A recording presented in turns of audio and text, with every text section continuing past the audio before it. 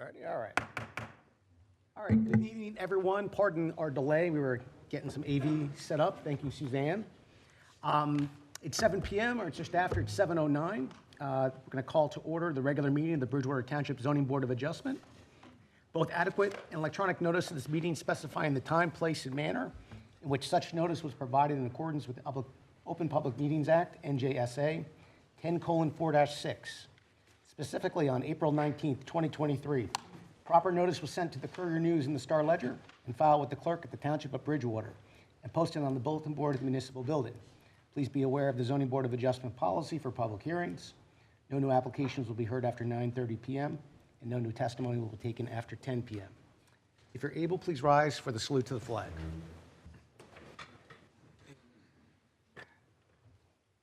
I pledge allegiance to the flag of the United States of America and to the republic for which it stands, one nation, under God, indivisible, with liberty and justice for all.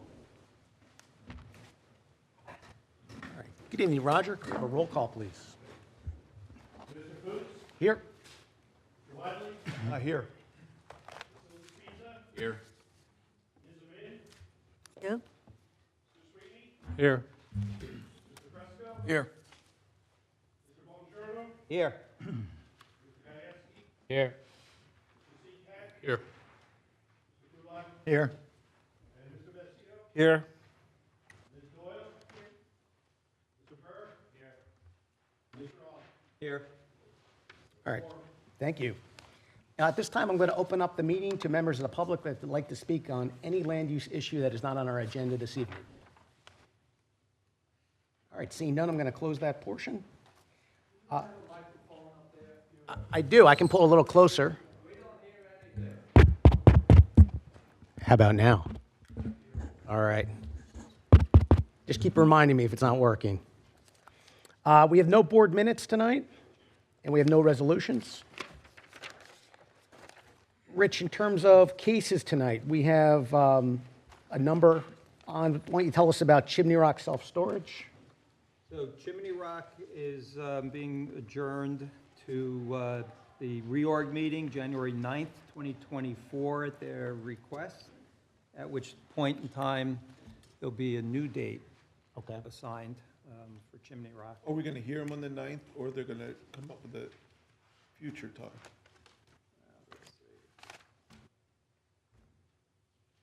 I believe they are being moved to the reorg meeting and then a new date established at the reorg meeting. All right. We also have Belly Holdings LLC that was scheduled for tonight. Yeah, I'm so told just that they've- staying with Chimney Rock for a Oh, second, okay. in the event there is anyone in the audience with respect to that application. It is being adjourned to January 9th, 2024, without further notice from the applicant, and it'll continue in this room at 7 p.m. All right, thank you. Next up, we have Belly Holdings. Belly is also requested to be adjourned from this evening's agenda, and it also will be moved to the January 9th, 2024 reorganization meeting for the purpose of having a new meeting date scheduled as well. So again, for purposes of anyone in the public for Belly Holdings, that application is not being heard this evening. It will be carried to the January 9th, 2024 reorganization meeting without any further notice from the applicant. Okay, thank you, Rich. And next up, we have 1,200 Land Investors and 1,222 LLC Holdings. Good evening, Mr. Chairman. Hello, Mr. Copley. How are you? Good evening, members of the board. It's my pleasure to be here this evening. With me is my colleague, Richard DeAngelis. We're going to take turns in putting on different witnesses. I haven't been before this board in a long time, so bear with me. I have been before the planning board frequently, and it's nice to be here tonight. And nice to see Scarlett as well.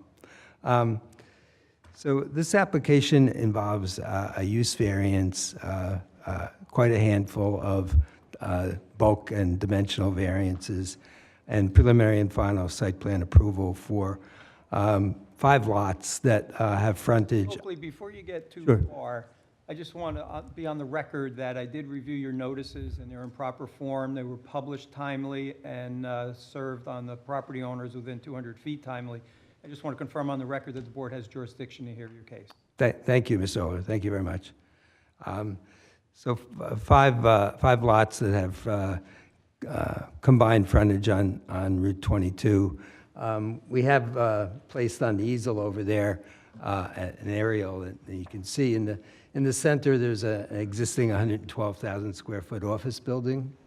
To the south of the lot is the property of the Eagles. On the right, there's a whole big wetlands tract. You see it in the dark color there. And Adamsville Road is adjacent to that, so that wetland tract is a significant impairment on the lot. There is a wetland permit and flood hazard area permit from the DEP, so those somewhat unusual to have those at this stage. To the left, there's a little block you'll see in yellow. There are two houses there that are in the same zone as the subject property, which is the M1B zone. So it's an application for a warehouse of 179,000 square feet. In all, there's about 20 acres of land on the site that's undeveloped. Generally, the parking and the office building takes up about 7 acres, 6 to 7 acres. There's 380 parking spaces on the site. The plan is to add another 125 parking spaces, and I think the evidence will show that that's adequate to comply with IT standards, and there is ample parking now for the office building. We're only here, I guess it's obvious, we're here because the warehouse was a permitted use that was removed from the zone back last October. So this property owner bought the property and went into contract last March.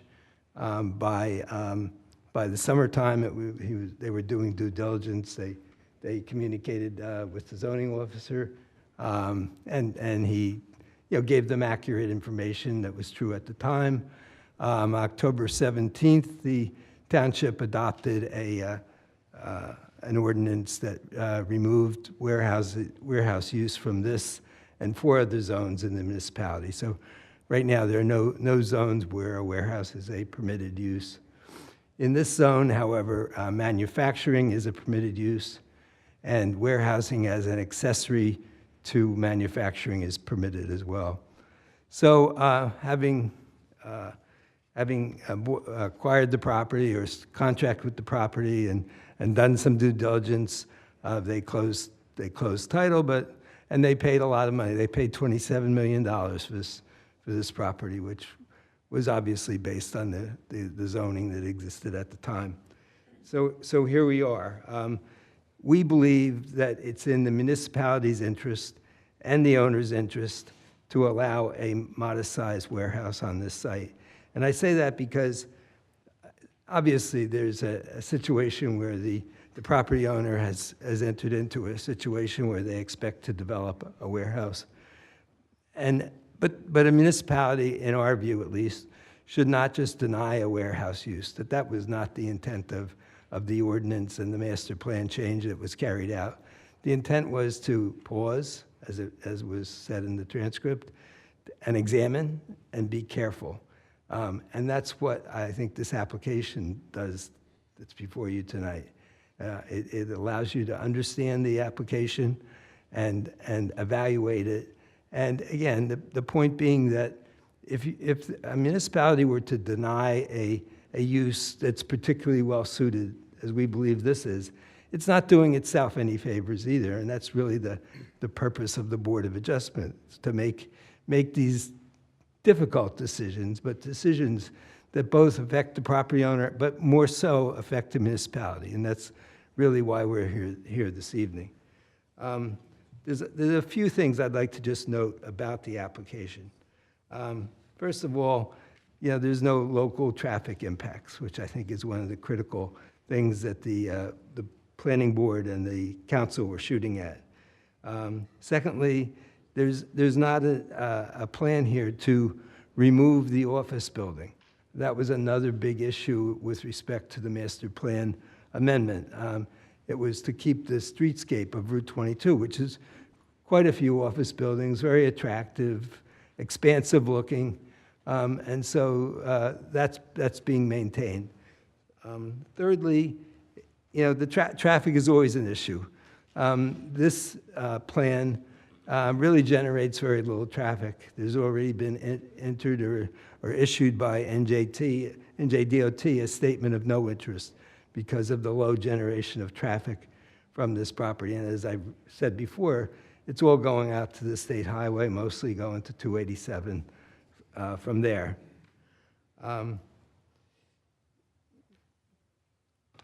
The principal elements, I think, of the zoning ordinance that should be considered here is the size of this property of the development between the office and the proposed warehouse is well below the allowed FAR for this site. So it's not being overbuilt. It's significantly less than what FAR is allowed. It's significantly less than what building coverage is allowed. So it's, again, a lot of green space is being kept, some of it involuntarily by DEP permit, but nonetheless, it's not a site that's being jammed in with development.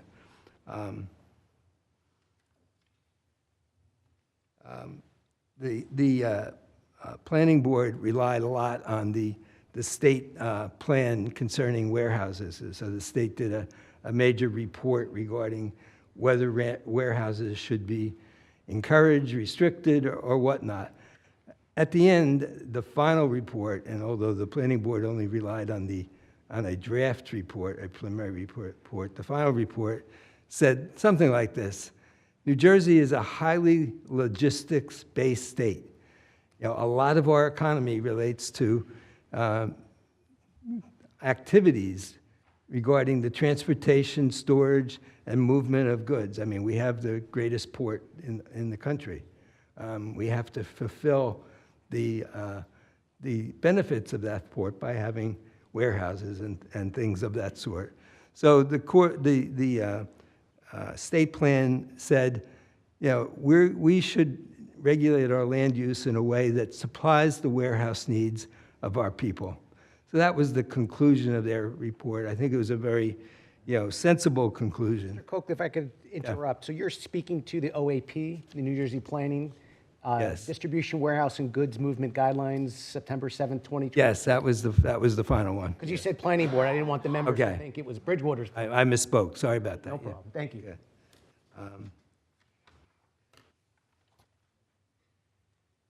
So just to finish up, there are a lot of benefits to a municipality by zoning or through the Board of Adjustment, getting the right answer.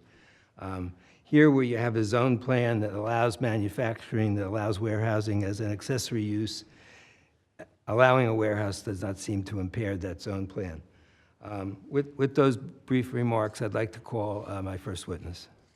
Thank you very much. And while your first witness approaches, since you have last been in Bridgewater, we've adopted a telecommunications policy which basically broadcasts our meetings out to the public. So it's via YouTube.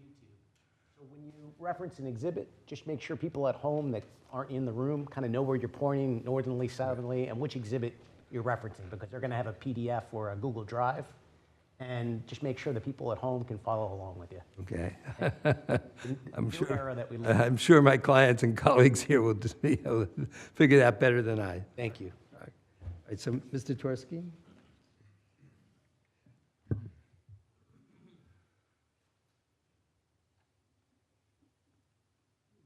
Remain standing, raise your right hand. I ask the board professionals to stand and raise their hands too. I'll swear them in at the same time. Do you solemnly swear that the testimony you will give to this board will be the truth, the whole truth, and nothing but the truth, so help you God? I do. Each of you, please just state your names for the record.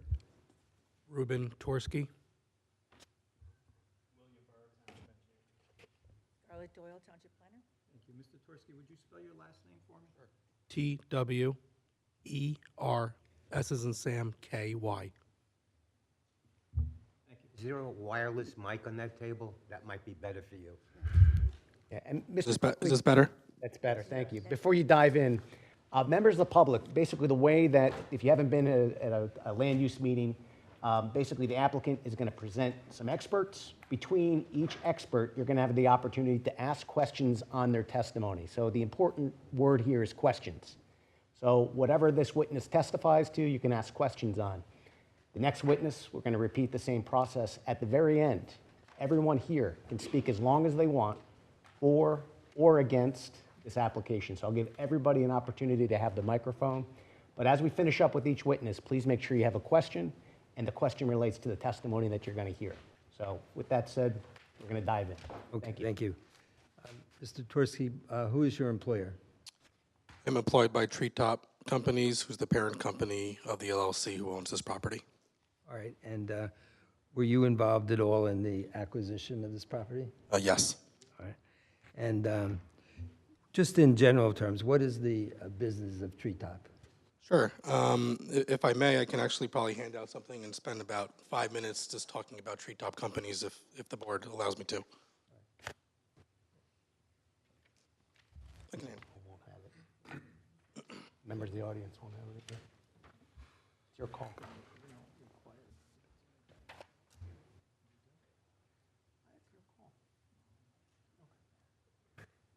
Okay, we'll accept that, thank you. I'm going to mark this, Mr. Coakley, as Exhibit A1 with today's date, which is 12/12/23.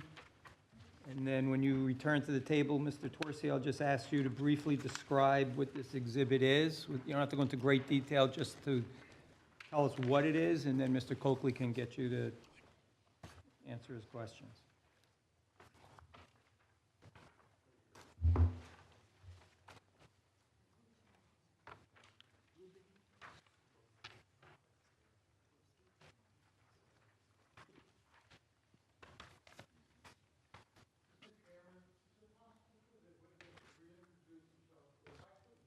Yes, we'll do that, sure. Sure. Sorry.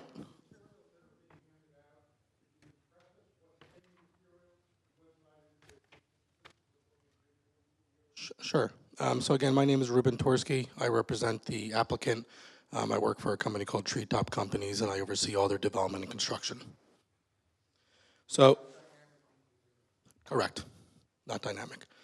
So what I handed out is just a brief overview of Treetop Companies, kind of our industrial portfolio, and some of the projects we've worked on to date, and some of the properties we own. Just thought it'd get a good benefit to understand who we are as an operator and a landowner. So Treetop Companies started in 2005. We actually started as a residential company and industrial company for many years. We own and operate about 7,000 units of affordable housing and market rentals, and we currently also own and occupy about 5 million square feet of industrial warehouse projects over 5 states over the Northeast. For your benefit, what I kind of did for you is some example projects of similar size and similar locations that we worked on over the last 1 or 2 years. The first one is known as 183 Three Brooks. It was an existing 70,000 square foot building. There was ample opportunity in the back of the property to expand. The tenant came to us and looked for an expansion. We went to the Township of Freehold, and we were successful in securing 50,000 square feet expansion, which is actually currently under construction. The next project, also in Freehold, New Jersey, was 500 Halls Mill. It was an existing 200,000 square foot manufacturing plant, very dated. The town came to us and looked for a redevelopment. And we went through the redevelopment and approval process with them. It's roughly about 200,000 square feet. And that project actually just finished this month. We should have our TCO this week for occupying, and that would be a logistics company coming in. So, Mr. Tversky, with respect to this property, when did you go into contract to buy the? Yeah, and just if anybody wants to scroom through the rest of the portfolio, it's just nice to see. So, so we went into the contract in this in March of 2022. March of 22. And after going into contract, did you do due diligence? We did. We went through due diligence. We went through the normal property condition reports, environmental, test fits, as well as zoning due diligence, where we approached the township to understand what the current zoning was and received confirmation that warehouse was a permitted use and the ordinance around that. And that was in approximately June or July? That was June and July, yes, of '22. And is there an email chain that reflects that? There is, The yes. zoning? All right, if I could hand that out, please.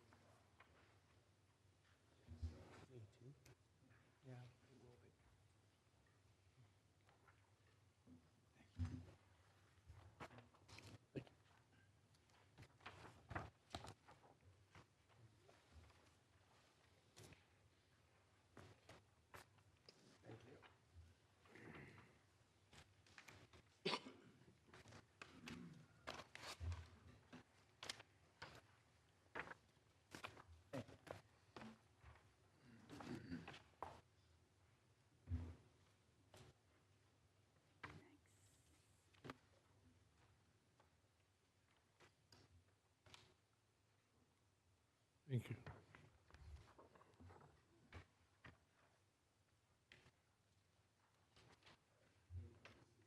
So, yeah, just for the record, we'll mark this A2 also with today's date. I will ask Mr. Twercy just to identify briefly what this is for a record description. Yes, for record, that is an email exchange between the zoning officer of Township of Bridgewater and Dynamic Engineering during our due diligence period in July, which is confirming the current zoning, which permits warehouse using, and the ordinance for the MB1 zone. Okay, and Mr. Twercy, are you able to confirm that this has not been altered from the original emails? That's correct. Nothing's been redacted or taken out of it? No, it's not. And who is Lee Ray or Larea Casasa? She's my secretary. Okay. And who is Ryan McDermott? Ryan works for Dynamic Engineering, who's here this evening, who worked on this project with us. Okay, I know who Roger is, and what about Richard Ortiz? Also with Dynamic Engineering, who works under Ryan, under my supervision. And is this the full extent of the email exchange Yes, on this subject? correct. Right? I'm sure there were other email exchanges along the way, or was this it? For this matter, this is the only email chain. Okay, thank you. So, Mr. Coakley, just before we go any further on that, just explain to me the relevance of this email, please. The relevance is to put into context where we are in this application and to demonstrate that, you know, they didn't just stumble into this situation. It's sort of a situation that came and got them. They had done their due diligence. The zoning officer accurately told them what the uses were at the time, and they went forward with this application based on that. I think that's important for the board to know. Okay, so that was your client's state of mind at the time, Yes. July of 2022, with respect to what the zoning permitted back Right. then? Yeah, and just to add a little bit of color, obviously in a real estate transaction, due diligence period, right? There's a period where your due diligence and you can walk or continue with the deal. Usually when you continue with the deal, your deposit, what's known as goes hard, right? It's non-refundable. We were at that point, and we are comfortable moving forward with the project with significant money. Mr. Chairman, Please. may I Yeah. follow up? I'm reading the email chain, and I see no reference for uses. It seems that the applicant is inquiring as to whether or not there can be multiple buildings on a lot. So if there is a representation being made to the board that, and it has been that warehouses were permitted, or that this email chain discussed specific uses, I think it would be very helpful for the applicant to show what uses are being requested, because I only see the inquiry as to whether or not multiple buildings can be placed on the lot. Did you understand the question, Mr. Coakley? Yeah. Yeah, I'll go ahead. So in the attachment to the email was the reference to the ordinance for the zone, which listed the permitted uses. Mr. Torsi, I don't see the word warehouse anywhere in here. And maybe I'm missing it, but I do have my glasses on, and I don't see anywhere where you've asked the zoning officer, is warehousing a permitted use? I also don't see any question about potential changes. Is your township council, your township planner considering zoning changes? I don't see any of those types of questions, so I'm confused what you're presenting us here with. Oh, if I might respond, I mean, the sentence in the dialogue with Mr. Dornbauer on July 6th is, see attached zoning details for what is permitted. Okay. I mean, that's the key to Where the, would we find that attachment? it's not here attached. I mean, we can provide that to you, but it was the zoning ordinance that was in effect at the time in July. Mr. Torsi, did you ask the question of the zoning officer? Is the township of Bridgewater considering changing any potential uses in this zone? No, I didn't feel it necessary at that time. Because Mr. Coakley, in his opening dissertation, referenced the September 7, 2022 New Jersey State Planning Commission OAP letter, and I know that had a strong influence on our township and our planner. And Scarlett, correct me if I'm wrong, that's dated September 7th, 22. I believe that's correct. And your emails are from July. 3, correct? No, they're 22. July 22. Okay, so did you ever ask the zoning officer? I didn't feel it was necessary at the time because I didn't see any proposed ordinances or anything, which we usually track as well. So. Just getting back to the state plan, the planning board made reference to a draft document or regarding warehouse uses. State Planning Board. I just want to, I Yeah, don't want to draft. confuse the Yeah, board. state planning board. But the one that they made reference to was a draft that preceded the September one. That's the point, I think. I think it would be very helpful to get the timeline, because there was a reexamination report, a master plan, a first hearing from the council, and then a second reading of the ordinance, and then we have the applicant's inquiries. I think a timeline would be very helpful so that you would know what was investigated and what the township was doing all in one timeline. Well, Mr. Coakley, what I don't want to do here, because I know there's pending litigation against the township council and against the township of Bridgewater, I don't want to have evidence here that's going to end up in that case, and I don't think this is the forum for that. Yeah, I'm not offering it for that basis and don't intend to use it for that, on that basis. I feel like we're creeping Okay, there. I think I don't need to go Our any land use further. board. Okay, I understand. And as far as Ms. Doyle's, just her comments, our planner will go through the various iterations of the master plan examination reports. There was 3 or 4, I believe, but we will cover that. I still don't see the word warehouse here in what you've handed us. I know Well- there's an attachment. I do think, unfortunately, without the, seeing the word warehouse, I don't know what applicability this has to us. All right, well, we can provide that. We will provide that. The attachment that was referenced in the letter, is that a public document that was provided to you? It was, So you could go and see that document without the zoning officer providing that to you? yes, I would think so. Yeah, I think we all can agree that the ordinance changing what's allowed as far as warehouses was adopted on October 17th, 2022. As part of the diligence process that you referenced, you were not, or were you rather, tracking the state planning board and some of the guidance that they had provided early on, and then ultimately followed that through until they made their final recommendations. Was that part of your diligence process or not? Yeah, I'm very familiar with the State Planning Board report.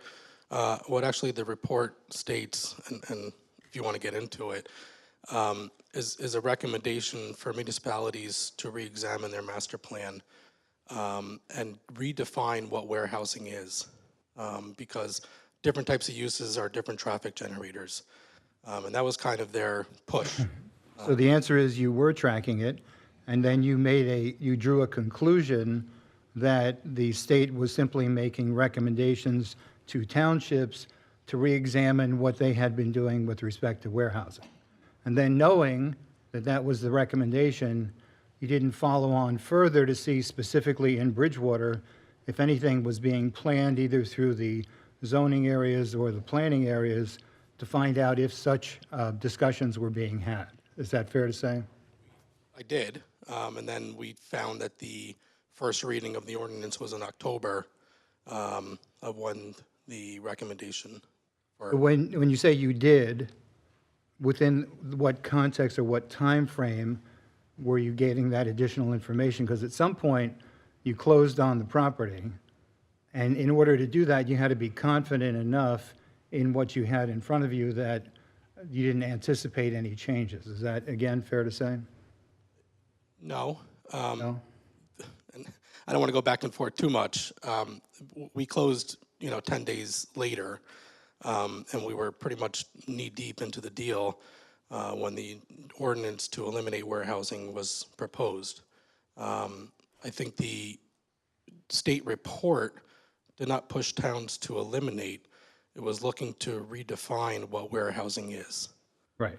But at some point, because of your experience in this industry, you had to make a judgment based on the information you had in front of you. And you made a judgment that said, probably not going to change, or if they do change, then we might be able to prevail upon them in a different forum.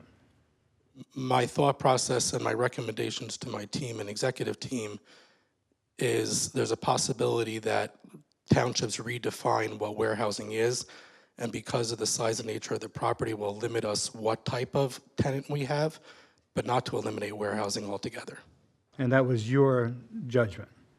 based on the plan, based on the state report. Yes. Okay, thank you. Just ask a simple question.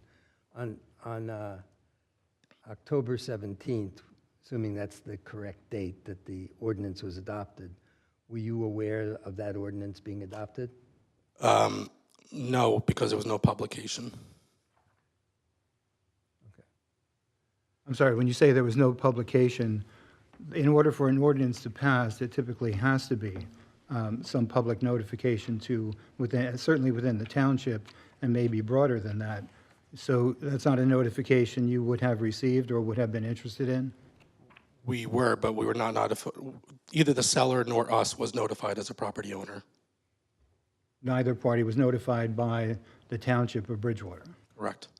So that would be something you would have to have found out through other sources of information. Correct. Yeah, thank you. Mr. Tercey, another question. You have one of the most well-regarded, and this is a compliment, Mr. Coakley, and, most well-known land use attorneys in the state of New Jersey. He has a very good relationship with Scarlett Doyle. Why didn't you have Mr. Coakley contact Ms. Doyle and say, hey, what's going on in Bridgewater with warehousing and ordinances? Thank you for the compliment, but we did not know each other at the time. Okay, Just like, yes. that's why I asked it. Thank you very much. All right. Unfortunately, that leaves a gap for you, is that the due diligence maybe wasn't deep enough. Because I can promise you, Mr. Coakley knows the phone number, it's probably in his cell phone, to find the answer to that question. I don't know. As I said, I think I've taken this as far as Fair enough. I need to. All right. So, Mr. Tversky, you closed on the property, and then you realized what the current situation is, and you then decided to move forward. Is that correct? Correct. Right.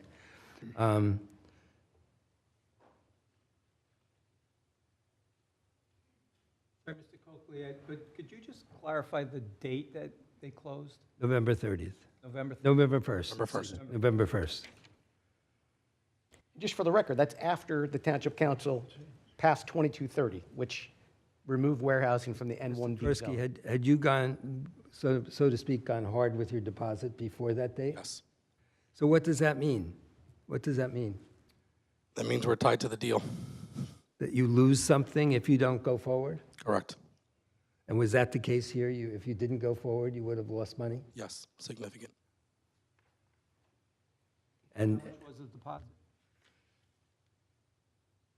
I recall, don't recall off the top of my head if we get, was the purchase price $27 million? yes, Was the deposit less than $27 million? obviously. Yeah.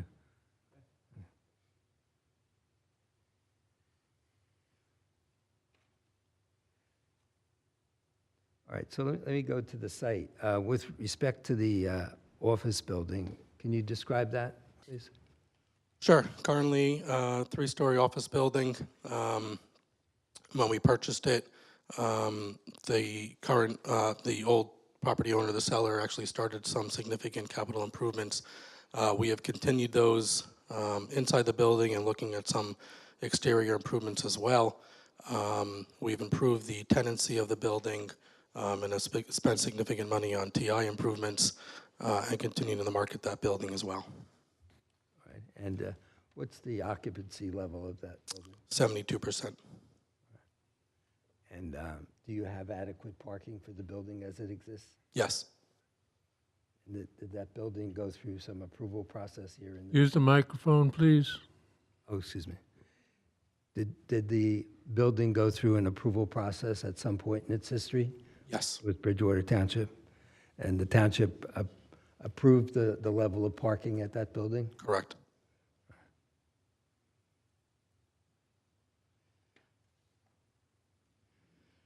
And now, Mr. Tversky, you described your company as being actively engaged in the warehouse market. Is that correct? Correct. Is there a demand for warehouses in this part of New Jersey? There is. And how would you describe the warehouse market? The warehouse markets continue to be strong, continues to grow, and we get asked by tenants all the time So rebuilding. is it fair to say there's a need for warehousing? Yes. Now, you also are at least somewhat familiar with the office market, having owning an office building here. Correct. Is the need for office buildings equivalent to the need for warehouse buildings? Definitely not. The office market continues to decline. That you're continuing to advance your building? We try to. Yeah, we have a little bit of a niche with the medical use with RWJ, and we continue to talk to them about expansion. So the plan that you've presented to the board for development of a warehouse, is that supported by any state permitting activity? Have you sought like Yes. DEP permits? Yes. So we, as part of our application to the township, we also pursued outside agency applications. We made applications to DEP, DOT, and the county. And to date, we have received approvals from the DEP, a no further action letter from the DOT, and minimal comments from the county. In your view as the property owner, based on what you just testified to, is this a ready-to-build project? Pending approval of this township, yes. Was the DEP approval unconditional, or were they several conditions as to aspects of your plan that needed to be revised? I'll let my engineer testify to the technical comments, but to my knowledge, there were no further comments. When you say no further comments, to the layman, what does that mean?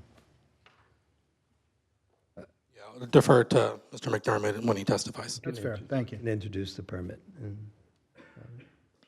And what about the Department of Transportation? They also issued a no further action letter based on the volumes we provided to them. Based on volumes that are below the threshold for them to require an access permit? Is that fair to say? Correct, based on the driveway. But there is a restriction in that you're not allowed to change the driveway access from that which currently exists. That's true. If you make a change in the actual physical layout of the access, you do need to go back to DOT. So somewhere along the line, you and your engineers and designers ascertain that the existing driveway access and egress would be appropriate for trucks mixing with cars that use that site daily, and therefore you don't plan, I'm asking, rather should I say, do you plan any changes to that access? We do not, and so does the DOT. Thank you. All right, so, Mr. Torski, Mr. Genova, on behalf of the township, asked you to respond to certain questions. One, he said, are you sure of 50 employees? Yes. Right, and what do you understand the 50 employees to mean? What does that mean? Sure. At a peak time period, there'll be 50 employees in the warehouse. So you based your parking on that criteria? Correct as well. All right, and how many shifts do you anticipate? Depending on the hours, anywhere from 2 to 3 shifts. And how many additional parking spaces are you providing? Or should we leave that to Mr.? Yeah, I would say Mr. McDermott on the technical. Okay. Now, he also, Mr. Genova also asked, what, are you sure of the level of office space that you're planning on? Yes, based on the percentage and the ratios of office to warehouse, we feel very comfortable. All right, so you have 8,900 square feet of office space in the warehouse, is that correct? Correct. All right. If there are to be 3 shifts, are we supposed to infer that it's a 24-hour-a-day operation, 7 days a week? Again, depending on testimony and hearing what the board feels, yes, right now we're trying to propose it to be 24/7. When I say 24/7, usually the evening hours, there's no deliveries. It's just people inside working. I do want to put on the record here, this is your application. The board doesn't tell you what you want to do. Yes, as we propose it today, we're proposing 24/7. Thank you. Sorry, Mr. Chairman, I've just been in front of many boards. You don't and need to apologize. I know the dialogue. It's just when the transcripts get read back, I get a lot of blame for being bombastic to applicants, and I want to make sure the record reflects that I gently asked you to answer the question. I don't need you the board's not going to dictate your hours. You're going to dictate your hours. It's your application. So just so we're clear. All right, thank you. One of Mr. Genova's questions was about the existing sewer lines on the site. And his question had to do with whether or not, if you were allowed to build this building, you would maintain those sewer lines? Yes.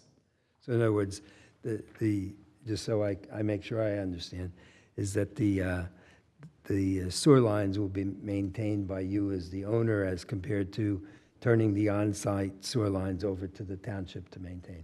Correct.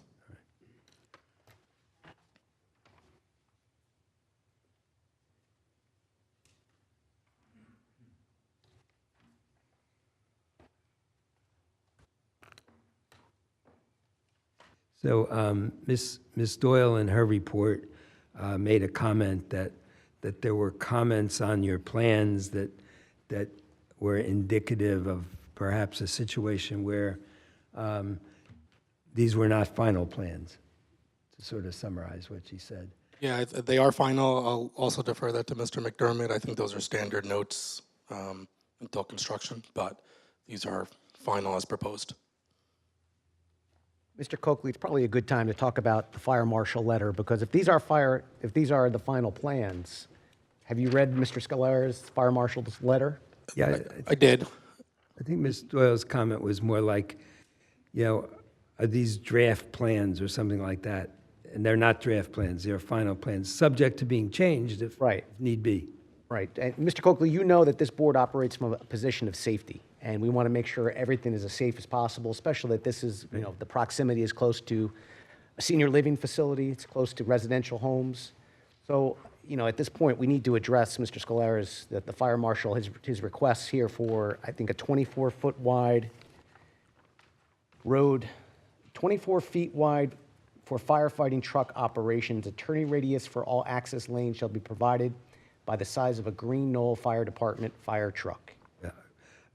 We only got that letter yesterday about 5 o'clock, so Oh. if you could please bear with us a little bit. December 8th, 2023, no problem. But we can address it.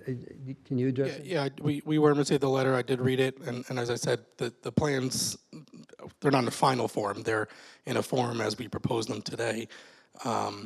pending comments of engineers, planners, and fire safety. We have to look at that and hopefully meet with the fire official to discuss what he's really looking for. So. Okay, thank you.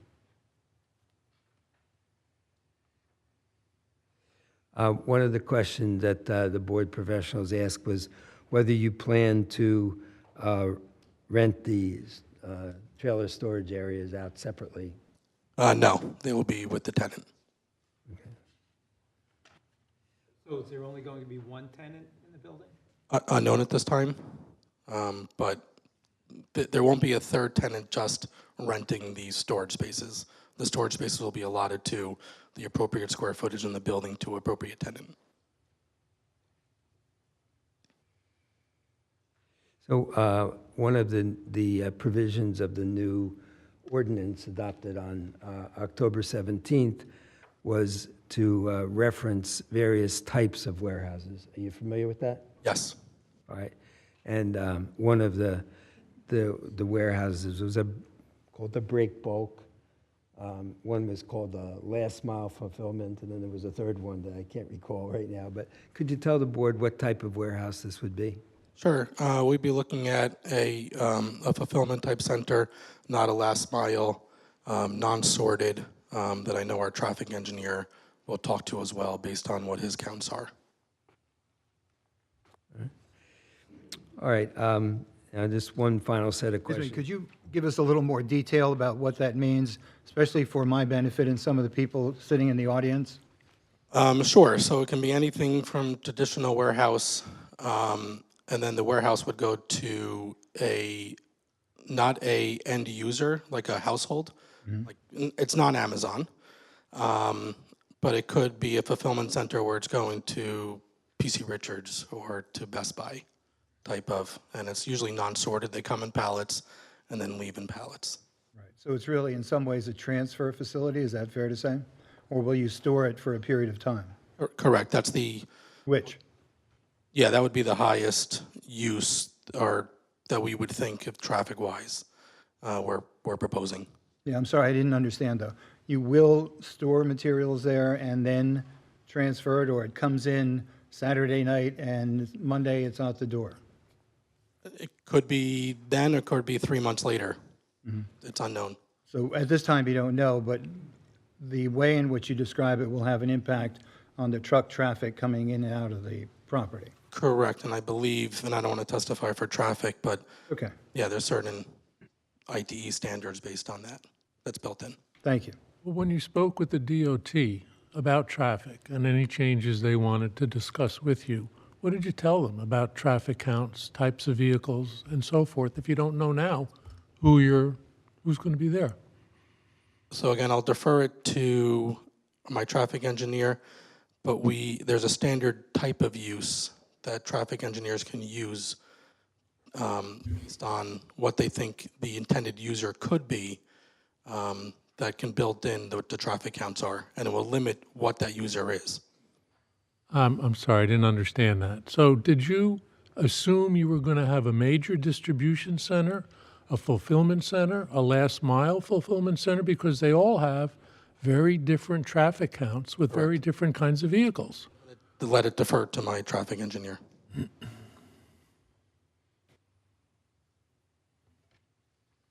Okay, so Ms. Doyle asked a bunch of questions about operations. And this is at paragraph 11, page 8 of her report of December 6th. Her first question is there a known tenant or tenants for these two warehouses, she said, but there's only one warehouse, correct? Not at this time.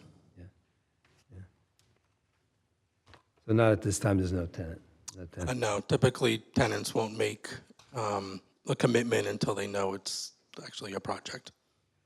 Will there be nighttime dispatches of tractors and nighttime deliveries? I'll let my traffic engineer talk to the counts, but yes, we are proposing a 24/7 facility at this time. Where is the freight coming from, and where would it typically be going to the roadway routes to and from the facility are requested? So I think generally be limited to highway, right, to 22 to 287. But I know the traffic engineer will talk about some of those roads as well. The next question was, what entity will be responsible for the day-to-day site maintenance in terms of trash pickup, stormwater complaints, et cetera? Is there going to be a condominium? We will. There won't be a condominium association, but just like the office building we maintain, we will maintain the warehouse. What are the protocols? I'm going to skip a word. What are the protocols in place to assure that containers coming into the site do not contain hazardous substances, illicit drugs, legal chemicals, or explosives? She goes on to say, I understand that in the major ports, there may be detection dogs that are on the premises for such detection. What agency is authorized to conduct inspections? Those are a series of questions. So outside of the ports, there's really no standard agency. Standard language in our leases does prohibit those type of uses in all of our warehouses. We will, as the landlord, do site visits, and if we feel they are in violation, we will put them on notice. Okay, I have no further questions. Board members? I have one landlord question. As a landlord, and you talked a little bit about Treetop and the nature of your business. You started out in the, I guess, the rental markets and the multifamily type of properties. You moved into warehousing uses and continue then to develop your investment portfolio around warehouses. Is it your intention then to hold the property as just a part of the LLC? Does Treetop simply get investors to buy the property and then move on? Who is going to be the landlord and who will have oversight over the things that we agree to in these meetings? Sure. So we have a management company in-house. It's actually right now 5 people, plus on-site custodial staff for each property, and they oversee the properties on behalf of Treetop, and it's all in-house. And Treetop will continue to own this property, the LLC? For the foreseeable future, yes. Okay. And we don't know what that is. It's okay. It's our intention to hold, so. You're asking for, I think, 2 D variances and about 18 C variances? Is that correct? Approximately. So 2 D variances, one for the use and one for the height. And that's a lot. I know that you were not aware by your testimony that the zoning had changed for warehousing. Were you aware that we have specific requirements for this particular zone for all of these variances? And is it possible that if you shrunk the size of the warehouse, you'd be able to come into compliance and not require as many variances? Loaded question. No kidding. Yeah.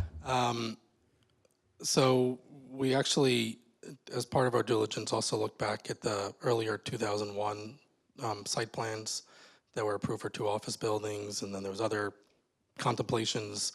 So we feel that we kind of meet some of those other variances that were previously approved.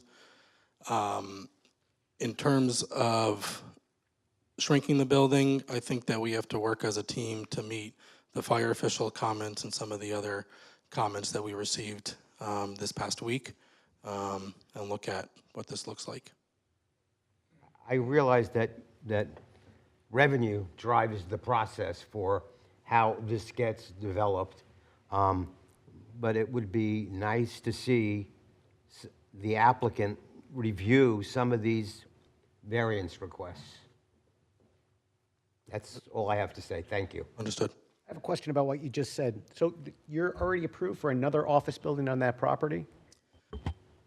No. Just said that. The township approved many, many years ago 2 office buildings on the same exact land that we are contemplating the warehouse. Your approvals run with the land. You're still approved. I think they, Kevin will correct me from the jargon, but it might have lapsed. So you have a prior approval? 2001, 20 years ago. I mean, the ordinance has changed in the meantime in other ways. So without researching the question, I would not rely on having those approvals. But your witness just said that they have approvals for another office building. He's not a lawyer, Mr. I Foose. didn't say we He's had- not, I said no. they were previously, I mean, you, previously. Okay. Never said I that they mean, were. I can tell you, my opinion is, approvals don't expire, right? The zoning protection expires, which sounds like that may have happened if the zone changed, and I haven't seen the approval, so I don't know what the timing is, so it's possible it has expired. Right. The protection has expired. But if nothing else has changed, then, the approval continues really forever, and if they had this approval as well, they get to pick which approval they want to build. and I don't know what the relevance of that would be either. I'm just answering. Just asking a question. Yeah. He brought it up. I mean, it's fair game, and members of the public, it's now fair game. You put it on the record because, again, it's my opinion, not as a chairman, but as just one board member, you were kind of alluding to damages. But the reality is, if you have unresearched potential to build another office building here, There is no market for office building, Mr. Chairman. I don't know, I'm not a real estate expert, and neither are you, Mr. He Coakley. testified to Mr. that. Chairman. Let's I'm let not him alluding- testify to that. I'm not alluding to any damages to this board. I'm here to work together with this board. You're the one submitting emails between our zoning officer I and think yourself during a due diligence period that it sounds like maybe you dropped the ball on. I wouldn't categorize as dropping the ball, and I don't want to be competitive. I think that we were You trying said to, if you would have known Mr. Coakley, We were Mr. trying Coakley to- would have known Scarlett Doyle, and maybe your due diligence would have been different. I was trying to frame the time period of when the transaction occurred. And yes, I'm not 100% sure when the township council, actually it was October 7th was the first reading. Beyond that, I'm not sure when they first publicized they were thinking about changing or eliminating warehouse. Right. And your deposit was less than the $27 million that the purchase price of the building, which closed on November 1st, 2022, correct? Correct. Any other board members' questions? Yes. Please. So, Mr. Twersky, are you involved with the leasing part of this business? Peripherally. Okay. I appreciate the portfolio. It's helpful. Is this the first property that Treetop has ever constructed, a new property? No. No. Which one of these in the portfolio did you build as a new construction? 500 Halls Mill, which is a 200,000 square foot. And did you face any issues there with zoning? No. None. Okay. The fact that you don't have a tenant, I'm looking at the height, and we didn't get that to, I assume we'll wait for the engineer to talk more about the height, but does the height, the fact you have to go to 44 and a half feet, does that have anything to do with the type of tenant that you're looking for? Yes, typically the Class A warehouse building looks for a clear height inside the building. Clear height. And do any of these in your portfolio have that height? Yes. Which one do you know off the top of your head? So 500 Halls Mill, I can look back and look at the exact heights in most buildings. Some of the older buildings have different heights. We've done some, in our Connecticut portfolio, that building, we actually raised the roof for a tenant. That was a steel tenant, so they can stack appropriately. But the other ones, I'm not exactly sure the exact heights, but we can get that information. Because I'm Industry trying to, standard. I'm trying to understand that, if you're the type of warehouse, it's an important part. It comes up a lot. And your example was Best Buy, I think. How long are the materials retained at this site? They can be there for days, they can be there for months. Days or months, okay. Last thing, how long did it take to build the Halls Mills?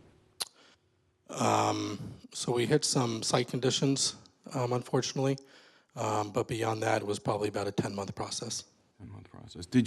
Were you faced with steep slopes there or environmental issues there? Environmental, not steep slopes, but we had flood hazard where we had to raise the site about 5 feet. So yes. Okay. That's all, thank you. Board members. Absolutely. One quick question on the due diligence items here. So I do see that you clarified the bulk requirements for the zone. So as part of the due diligence and the contracting, there was nothing in there that would have led you to raise a contingency with the seller in the event that a variance wasn't granted for that? No, because there was no out at that time. But you had the bulk requirements well in advance of that for the zone, right? Yes, and typically, again, I'm not going to talk as an attorney, but if we were at the planning board, some bulk requirements we can look at, and we're going to continue to look at those. But you were comfortable enough that you could build something within those requirements at a minimum that would require zero contingencies in your purchase agreement? I didn't feel that a contingency was needed based on a warehouse being a permitted use. Not the other 18 variances you're seeking. We have to go list through them. I mean, some of them are parking stalls. Right. Just asking. So you don't have a tenant right now, but do you have an idea in terms of what type of goods that warehouse would be storing? Unknown. Okay. Maybe there's a question for your architect, but like what level of hazardous materials would you be permitting in this warehouse? I mean, would you permit fireworks? Like what level, would there be materials that do classify as hazardous materials? Yeah, like you said, the architect can testify to that. Okay. And last question, you stated that 44 feet was required for a Class A warehouse. Is there a market for a warehouse that is not 45 feet, not Class A warehouse? The answer is pretty much no. There's no market for less than 44 feet. To meet the current needs of most tenants today, no. Okay. All right, I'm going to open this up to Ms. Doyle. Good evening. Your report was brought up extensively, so have at it. Okay, couple of things. I was trying to look up, you indicated, or you inferred, or you indicated more strongly that you were going to rely on the grant of prior variances in prior applications for this. Is that my understanding? No. Yeah, Scarlett, they can't hear you. Can you use the mic? Oh, I'm sorry. Yeah. So you're not relying on any application, any variances granted for an office building for your warehouse? You're coming in as a warehouse and earning those variances yourself? Correct. Fair enough, okay. The next thing, when you were negotiating for this property, did you visit the land and go to the rear of that property? Yes. Pardon? Yes. Yes. Did you see any iron back there? Did you see any superstructure that had been laying there for years? It's all rusted, but it was what would have been the building that would have been going on that property? I actually don't remember seeing that. You never saw that. Did you ever see that on any aerials in your due diligence period of what might have been on that property before you purchased the land? No. So you're unaware of that. Okay, thank you. The next question is, and I'm going to ask your indulgence as we're going through this. Have you received my report dated December 6th? Yes. Had a fair amount of time to look at it? Yes, I actually have it with me, but not right in front of me, so I can grab it. Okay, that'd be fine. That'd be great.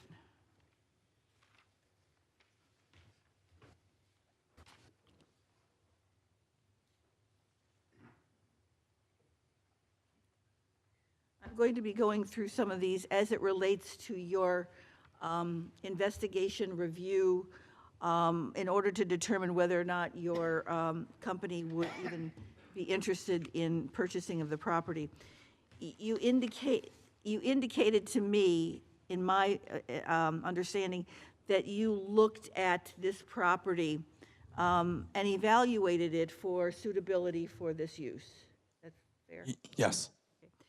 In your review, did you look at the ordinance that related to, and I'm on the top of page 3 in my little chart? Did you evaluate the fact that there was a residential buffer easement across the site in the ordinance that you were not meeting in your design? Did you recognize that? Yes, we did see that. You did see that, and you evaluated it that that would be something you could overcome. Is that fair? I think on a basis of design, perhaps.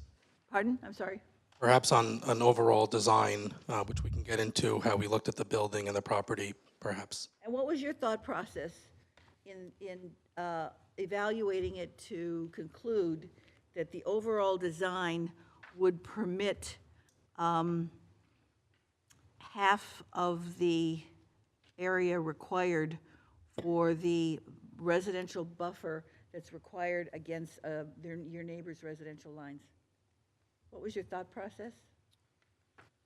I know the engineer will get into the design, but in essence, we looked at many ways of how to look at this property, and we actually felt it was best to leave the truck court where it is to shield it from any other use and leave that internally, and then push the building to the rear so they were less intrusive.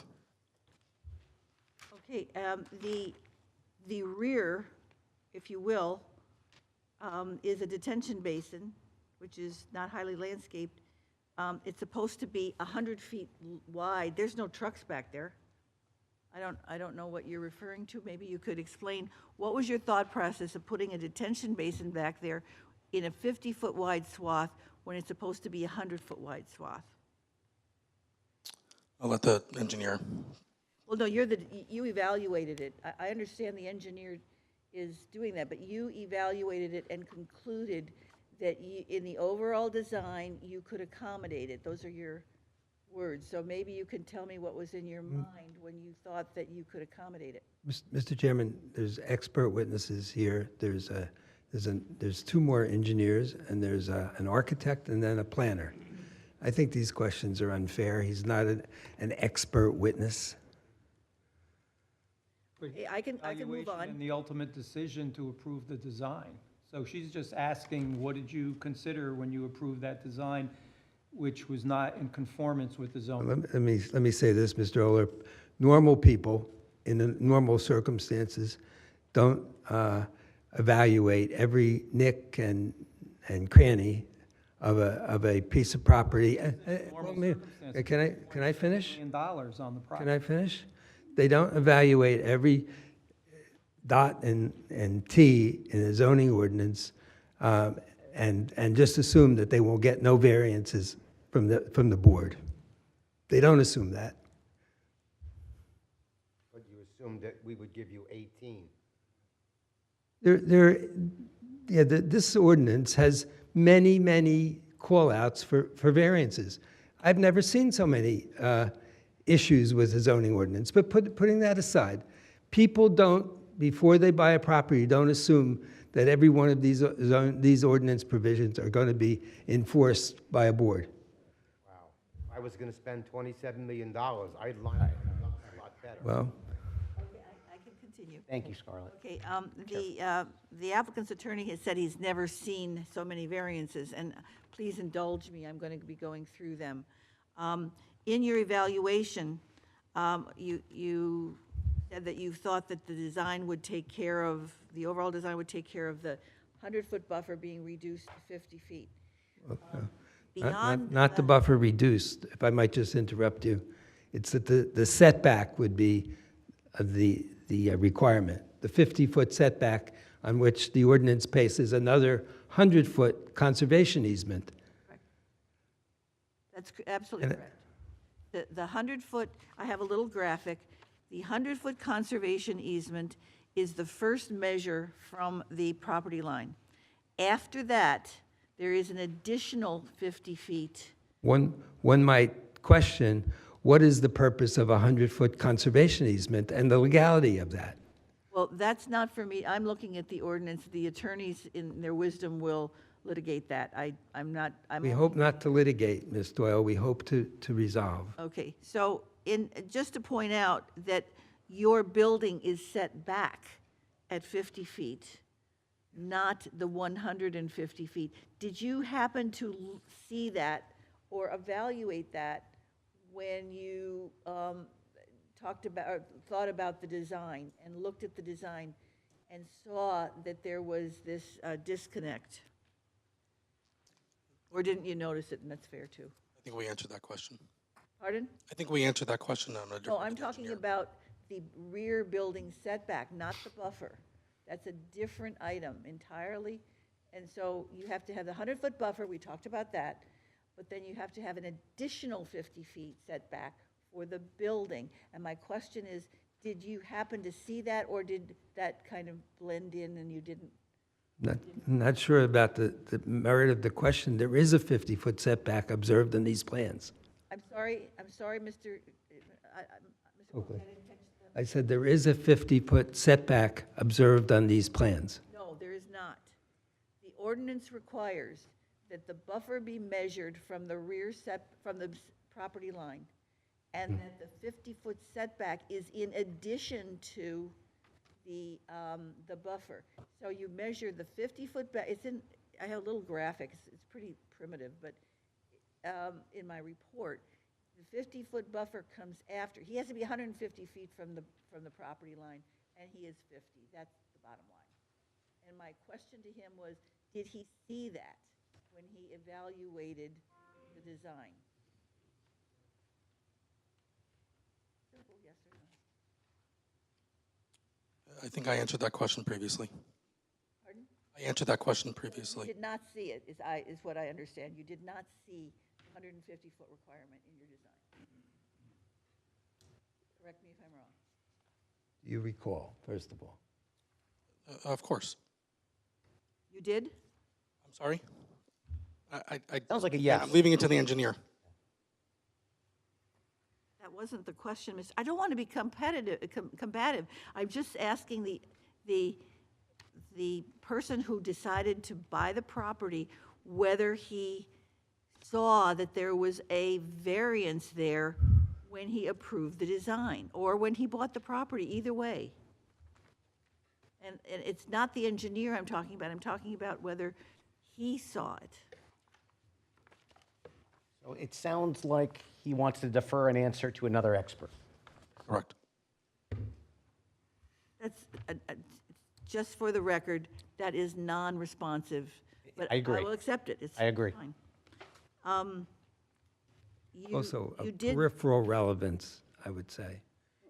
Mr. Cook, I don't agree with that. Okay, that's good. That's what you're in charge. Hopefully, I disagree with you there, but we're going to continue.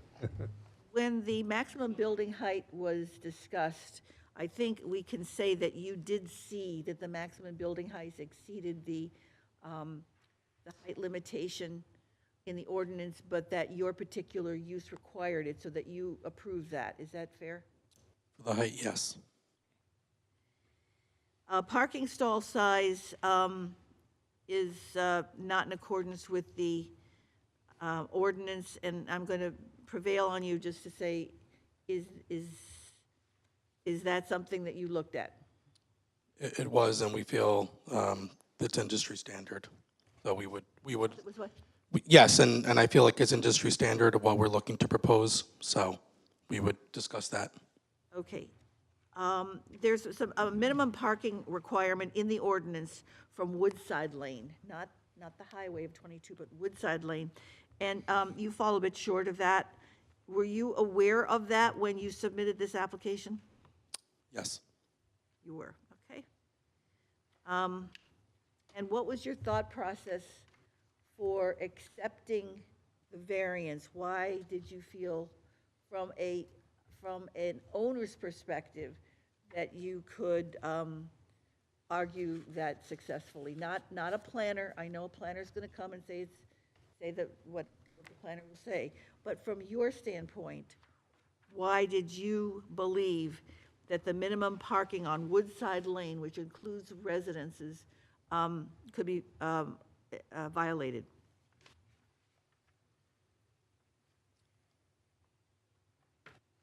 I think you said before the planner is going to testify to that and put on his testimony to You're substantiate. going to rely on someone else to testify? For variances, yes, I'm not in a position to testify on variances. Right, but Trying to get they are, your process of how you analyze the transaction, because you are the PM, essentially, the portfolio manager. Yes, and I think Mr. Coakley said it appropriately. There are things that we weigh that maybe variances could potentially be approved. That's a great answer. And I think I've mentioned that before, is the overall design, the way we looked at how to get this site and minimally disturbing impacts to make it internal is the way we looked at it.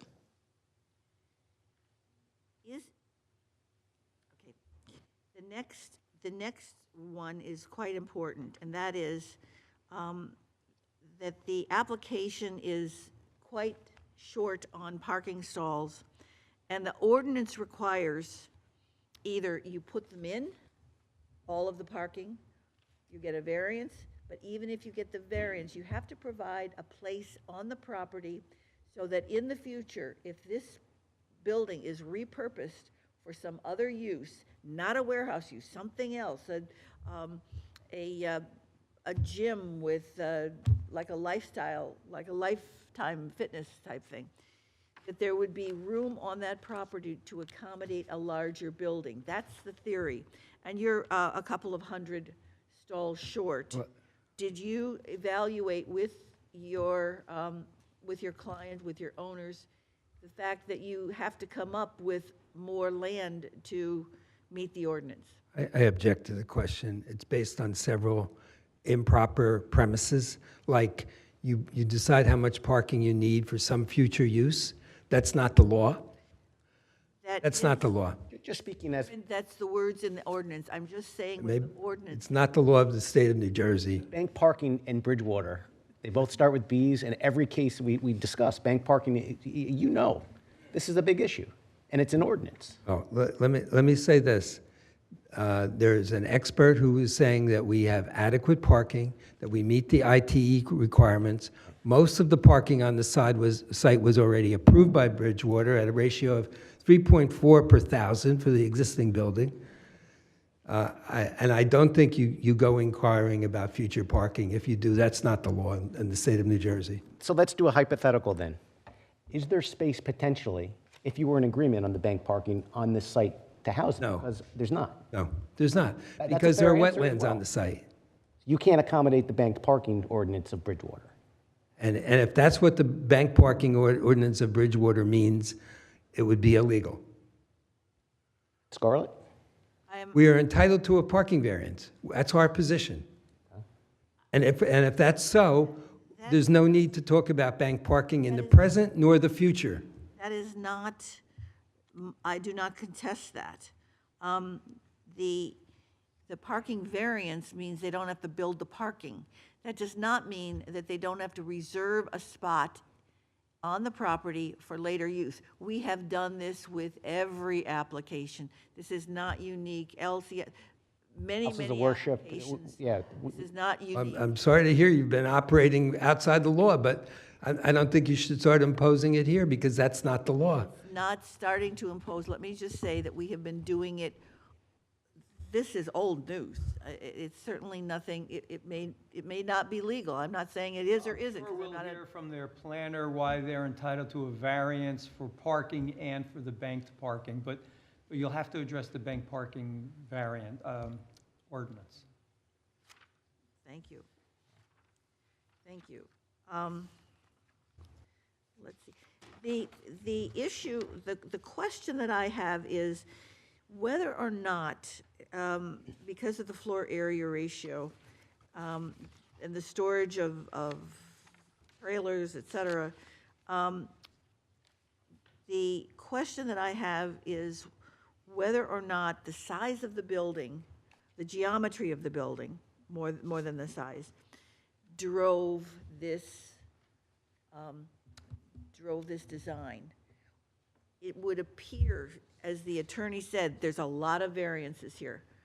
It would appear that there was a preconceived notion of what you needed to yield on this property, rather than fit the size of the building and the geometry of the circulation, et cetera, to the ordinance. It seemed the reverse. Is that fair that to say that you gave your civil engineer instructions as to how large you wanted the building? No. Pardon? No, I did not instruct my engineer, tell him the square footage. Okay, who established how big that building could be? Again, the engineer can testify, but I think that we looked at a sound design that we felt may be appropriate for the site.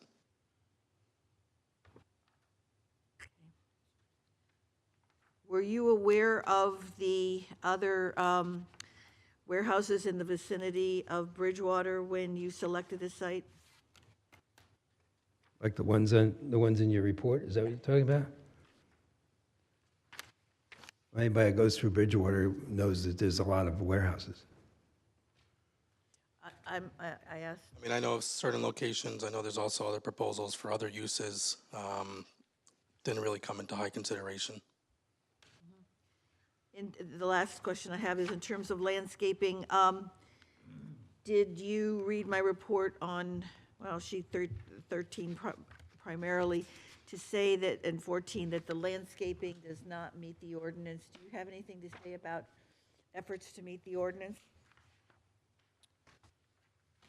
13 and 14, no, I don't instruct my design engineers to go for every variance. I think that they look at a well-sounded plan with appropriate landscaping.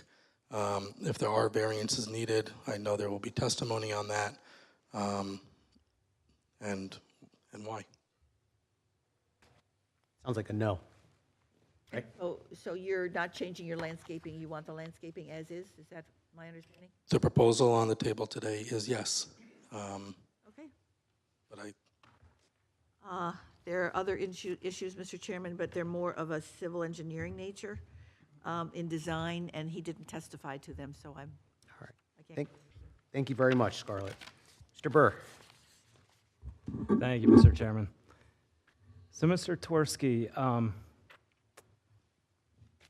you had testified that there is a declining market for office space, correct?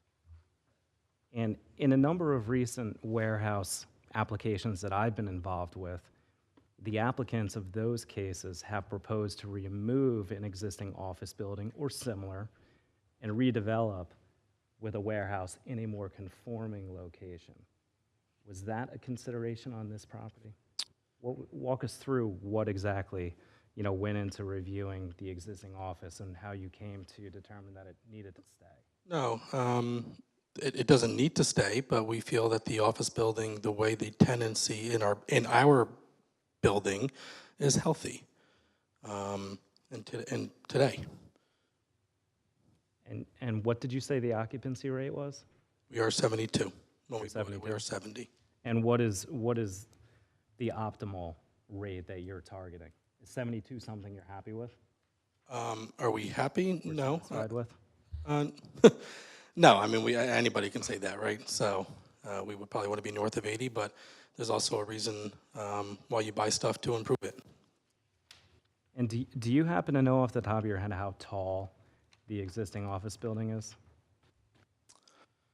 Off the top of my head, I do not. Do you happen to know if the new warehouse as proposed would be higher than that office building? If we have to defer to the I would defer. architect or engineer, that's fine. Okay. Are you proposing any access with this current development to Woodside Lane? No.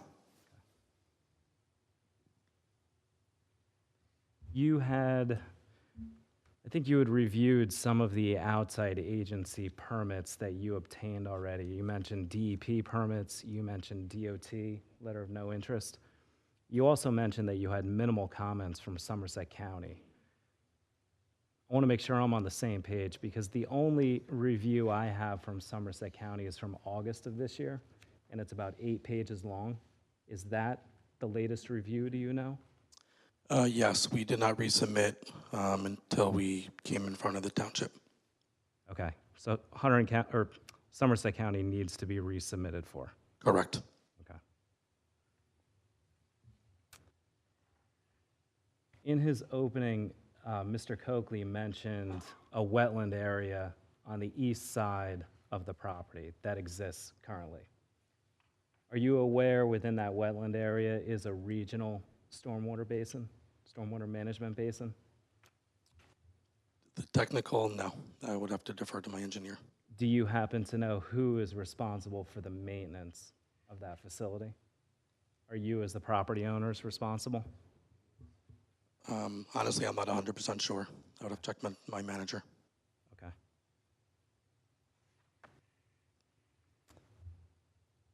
See if I have anything else. Can you repeat that question for the members of the public? So it was a two-step question. One, I asked the applicant if he was aware of the regional detention basin that is on the easterly side of the property. And then I asked if he was aware of who is responsible for maintenance of that basin. Thank you. Off the top of my head, I'm not sure. I'd have to check with my property manager. And back to the proposed warehouse, you had testified that you were not sure at this point what tenants or how many tenants you would be targeting for the ultimate build-out. Yeah, I mean, optimally it's one, but I can see this building having maybe two. Is two the most based on this size that you could see? I do, going yeah, into this? and based on where the bays are and everything else. And whether it's one or two, can you just walk the board through? I know it depends on who the user is and what they're doing there, but typical refuse or recycling, how much is typically generated for a project like this? Usually it's one dumpster and one cardboard. And that would be picked up weekly? Yeah, I would assume so. Depending on okay. All right, very good. Thank you, Mr. Chairman. That's all I Thank have. you, Mr. Burr. Mr. Branch, good evening. If you could come on up, Mr. Coakley, if you could share the mic very quickly. I'll get out of the way, sure. Mr. Branch, if you could tell us who you are, who you represent, and if you have any questions, love to hear them. Thank you, Chairman. Good evening, members of the board. My name is Ben Branch. I'm an attorney at the law firm of Schaeferman and Lakin. You've seen me here before. I represent Laurel Creek, the Cedar community that's about, as the crow flies, 0.04 miles from this property. That's LCS? LCS. Thank you. Correct. And we are here as an objector. I haven't yet submitted a formal objection letter because, to be frank, I only found out about this yesterday, so I haven't had a ton of time to really delve into it too much. I'll get into, at the end, I'll talk about our concerns, but let me just get into my questions. Mr. Torski, the first question I have is Woodside Lane. Do you anticipate coming back in the future at any point to see if you can get access to Woodside Lane for any vehicles to travel up or down? Or I don't. would you consider agreeing to a prohibition on access to Woodside Lane for that property? For our intended use, yes. I don't know if the town wants it for emergency access or anything else, but You have the fire marshal's report, which requires access around all four sides of the building and access to the one corner, which looks like it's based on based on the plan that's up here. It looks like it is on the southeast, because the plan's upside down, southeast corner. If the fire marshal requires that, have you had any conversation as to whether or not they're going to require an access point on Woodside Lane? we did not yet. We just received the letter, and my intention is to reach out to him and have a meeting.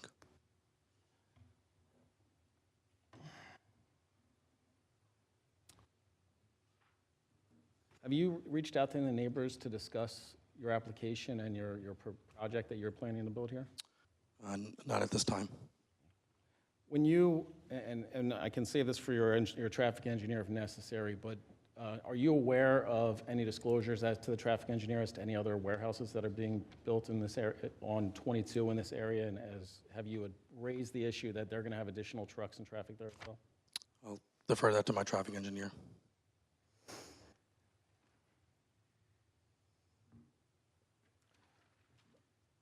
Correct me if I'm wrong, did you testify that currently there's no plan to remove the office and build a warehouse where the office is currently located?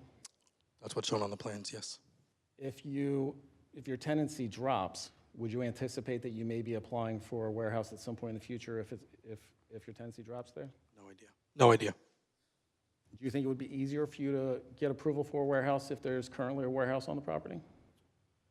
No, I think that each application has to be reviewed separately and have its merits.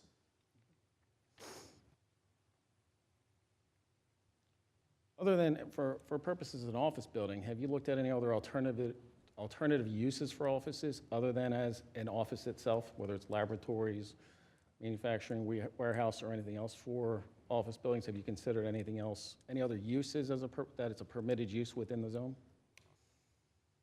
In the rear? For the office building itself and in the rear, because you have the approval for an office building currently in the rear. Have you looked at other alternative permitted uses within the zone if you were not to build a warehouse, but to build another office building or another building there? We have looked at the list, but we don't believe it's market-driven. Do you intend on having a lighting expert testify? The engineer can testify to that. Do you know if your engineer is a lighting engineer or retained a lighting engineer? I believe we have a lighting plan, but I'll let him answer that question. Will this building have refrigerators installed in the building for, depending on the tenant use, or do you know for sure you're not going to have refrigerators there? I know you don't know what tenant you're going to have, but do you anticipate it being a refrigerated building? The design right now is not for cold storage, but Are there any of the variances that you're applying for now primarily focused for the office building part of the property? there's no variances. The office building is nothing has to do with. Yeah, on the southwest side of the property where Woodside Lane is, there's a limited amount of landscaping on the side of the property where the road is, where the houses are. What is the reason why there's limited landscaping in that area? I don't categorize it as limited, but I'll defer to the engineer.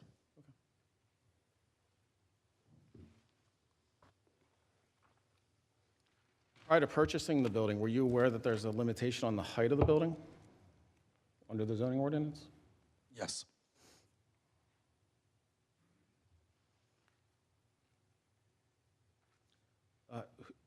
Do you have an expert who will be testifying specifically to the environmental impact study? Our engineer could possibly, but I don't know. Okay.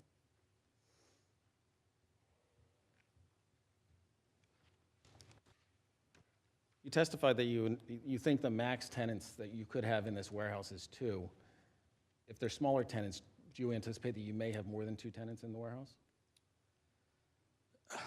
Again, anything's possible. If I predicted the future, yeah. I think the nature of the way the building is designed would not lay to multiple tenants. Have you had any conversations with your engineer as to when modified plans will be submitted? So I think the overall schedule was to be here tonight and hear comments. We have the review letters, and then we would go back as a team and look to see as a normal process. Okay, no further questions. Thank you. Thank you, Mr. Brandt.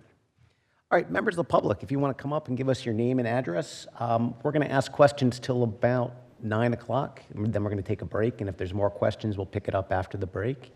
So why don't we begin? Whoever's ready.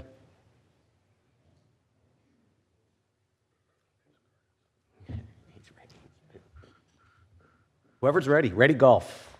Yeah, yeah, yeah.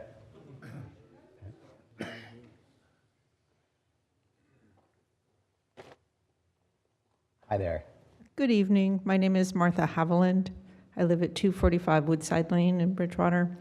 Last time I was here to testify, when I looked at the meeting minutes, my last name was incorrect. Oh. That's why I'm asking you if you wouldn't mind spelling your last name. Haviland. My name is listed as Martha Schrum, and my husband's name is Schrum, which is a wonderful thing. Sorry, but your address again? 245 Woodside Lane. So you mentioned that you walked the property before you bought it. Did you see the houses? Yes.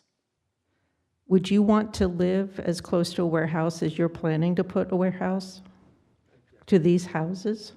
What's your objection, Mr. Coakley? I think it is relevant. It's not necessarily relevant to the legal decision that this board has to make. You're asking this witness for his state of mind of what he thought when he you can ask him that question. What did you think of the property? What did you think about the property when you saw the houses?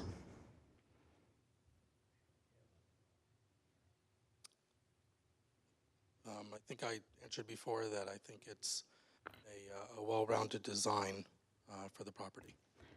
When you and the previous person who spoke initially described the property, you talked about the fact that it was wonderful to leave the office building there because the view from Route 22 would continue to be a lovely view, but there was no discussion of the view from the houses. And so it is true that there are some trees there, but they're not 44 feet tall. Is there anything in your plans that will appease the people who are living close to the warehouses and the view that they will then have? I would note that your drawings very lovely show Route 22 and the office building and not the residences. I think there's proposed buffering. We can look at that and would love to meet with you and any other resident in the near future to discuss. You mentioned that the property would be a 24/7 property, so we can expect tractor trailers to be coming to the property. What is the distance from where the tractor trailers would be and the closest residence? I don't see that measurement on the plan. I can let my engineer testify to that unless he has it. Can I note again that the measurement is not on the plan? It could be scaled very quickly. You also mentioned that there was likely not an impact in terms of traffic. Is there a merge lane onto 22 from the property?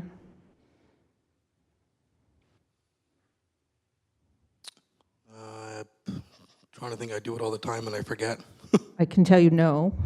We're going to have a traffic expert that'll testify, that'll clarify that. Do you know the distance from the exit from the property to Route 287? Because you mentioned that the trucks would most likely be going from 22 to 287. And is that distance sufficient enough for a truck to get to the 55 miles an hour that they can be on Route 22 before they do the merge? I'll let my traffic engineer testify. Okay.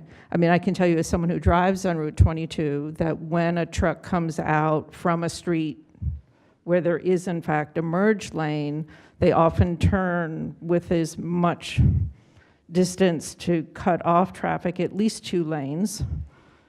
And that's even when there is a merge lane. So, but anyway. There's going to be a time when you can Sorry. come up and give Yep. any testimony you want, but right now it's just questions. Okay. The other thing that you mentioned is that the previous building that your company built, you didn't have variance issues. Is that what you said? Did I hear that correctly? I have to look back to see if there was any. There could have been. I just don't recall off the top of my head. Okay. All right. Thank you very much.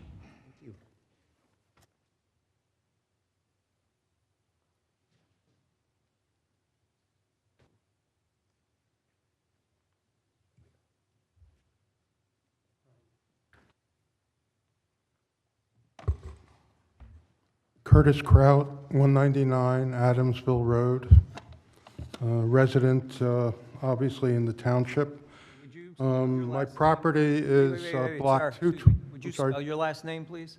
Kraut, like the stuff you put on hot And your dogs. street again? I'm sorry? Your street? 199 Adamsville Road, Bridgewater. Block 221, Lot 7. Using his site plan, the property is in the southeast corner, borders the east border, the east edge of the property. Is it Treetop or is it 1200 Route 22 Holdings? Whatever your 1200 is the Same thing? Treetop's the parent company, but the LLC who owns the property is 1200 Holdings. Okay.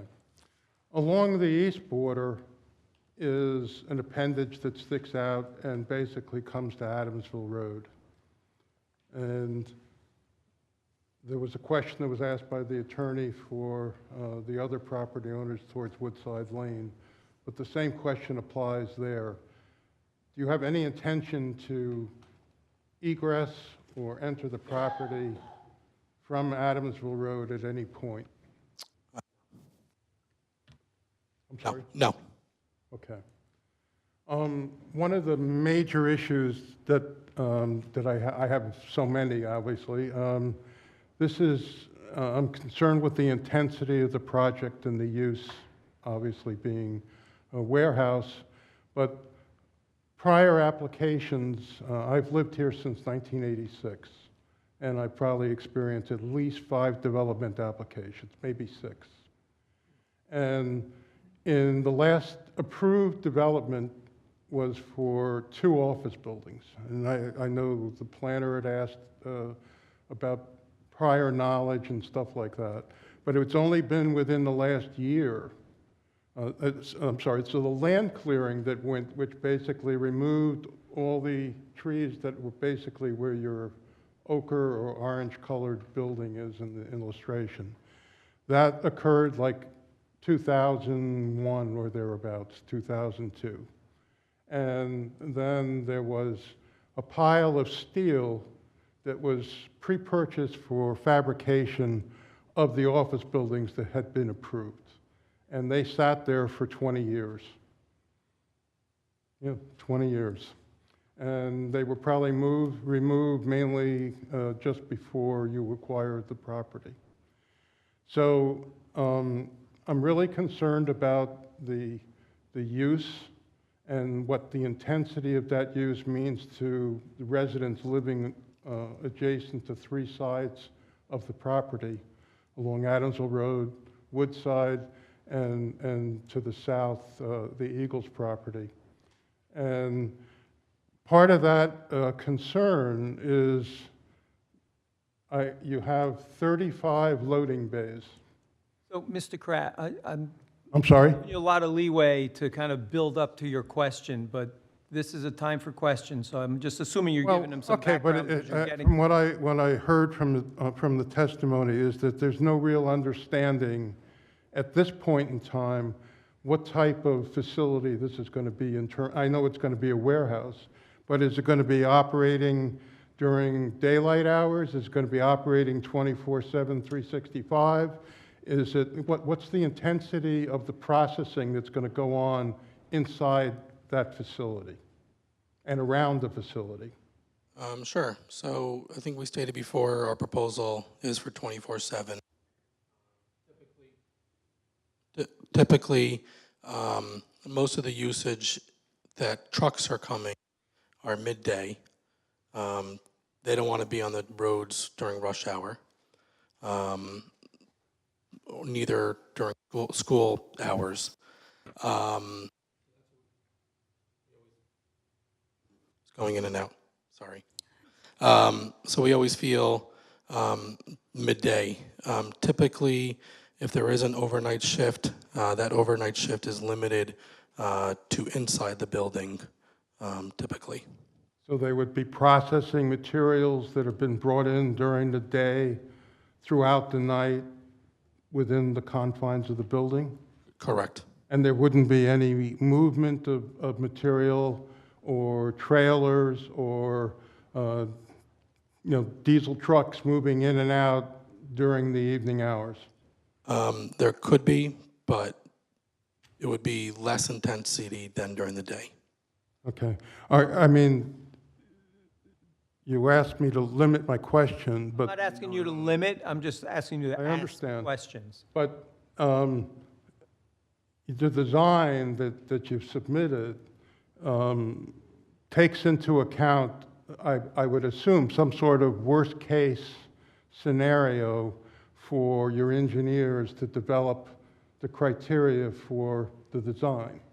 And you've got 13 by 50, I think it's 50-foot long bays.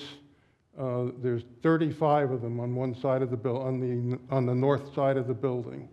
And that north side of the building, then you also have trailer storage areas opposite that.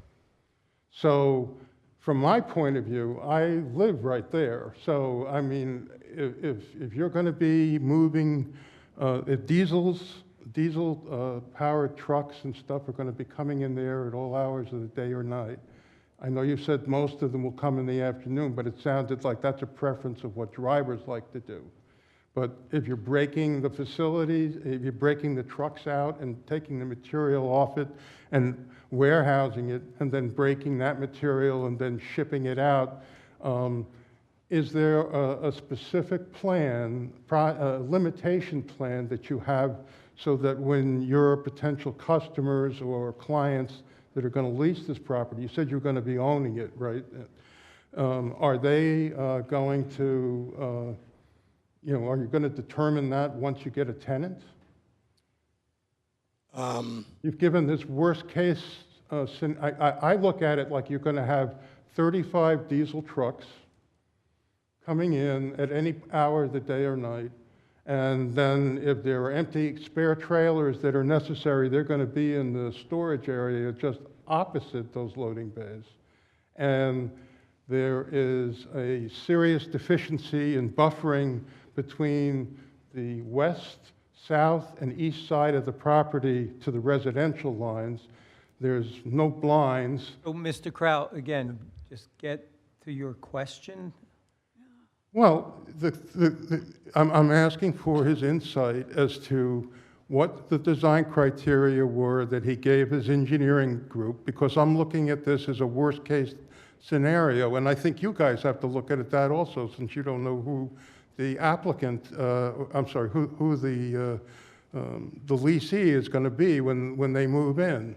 And if we don't know that as residents, and you don't know that as the people that are going to approve or not this application, then how are we supposed to know whether or not the provisions that they have in the design are adequate to protect the quality of life for residents in the... Well, you can ask him why he has certain criteria or what he anticipates or how that might satisfy a tenant, or what major tenants, what the criteria might be for major tenants. Those are great questions for him. Pick one. You have any idea? Again, no.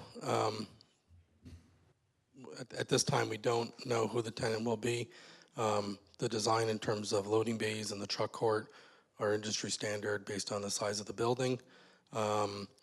There's a reason why we chose the north side for the truck court, to allow the building to act as almost a sound wall and to minimize that impact, and further buffering. Again, it's 24/7 as we contemplated today. We will have to meet all noise ordinances of the town for both day and night, and the tenants will have to as well. Not to take exception to the point you just made about using the building itself as a sound barrier to the south side of the property and having the loading docks facing north. But most of the residences that are exposed to whatever activity is going to occur on this site are to the west and east. And in looking at what cursory plans that I've seen, there's not enough architectural detail in the site plan, in terms of height, but specifically on the site plan with regard to noise blockage. And do you know what the decibel level is of sound that comes out of the average diesel truck?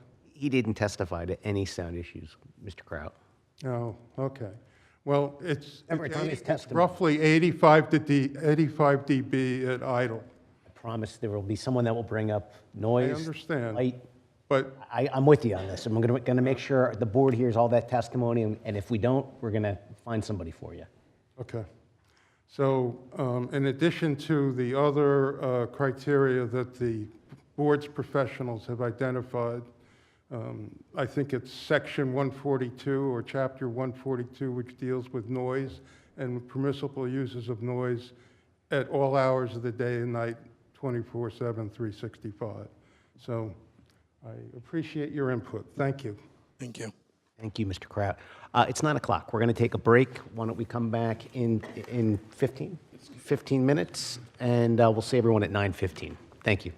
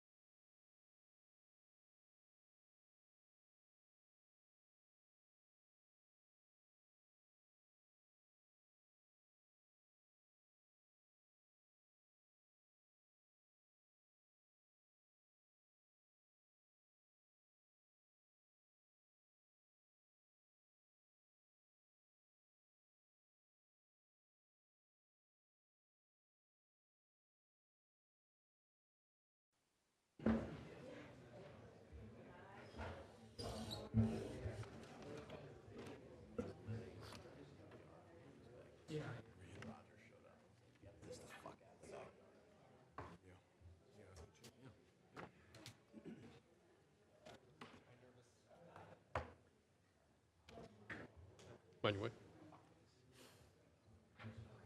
All right, it's 9:15. We're going to come back in session. Roger, could you call the roll, please? Here. Here. Here. Yeah. Here. Here. Here. Here. Here. Here. Here.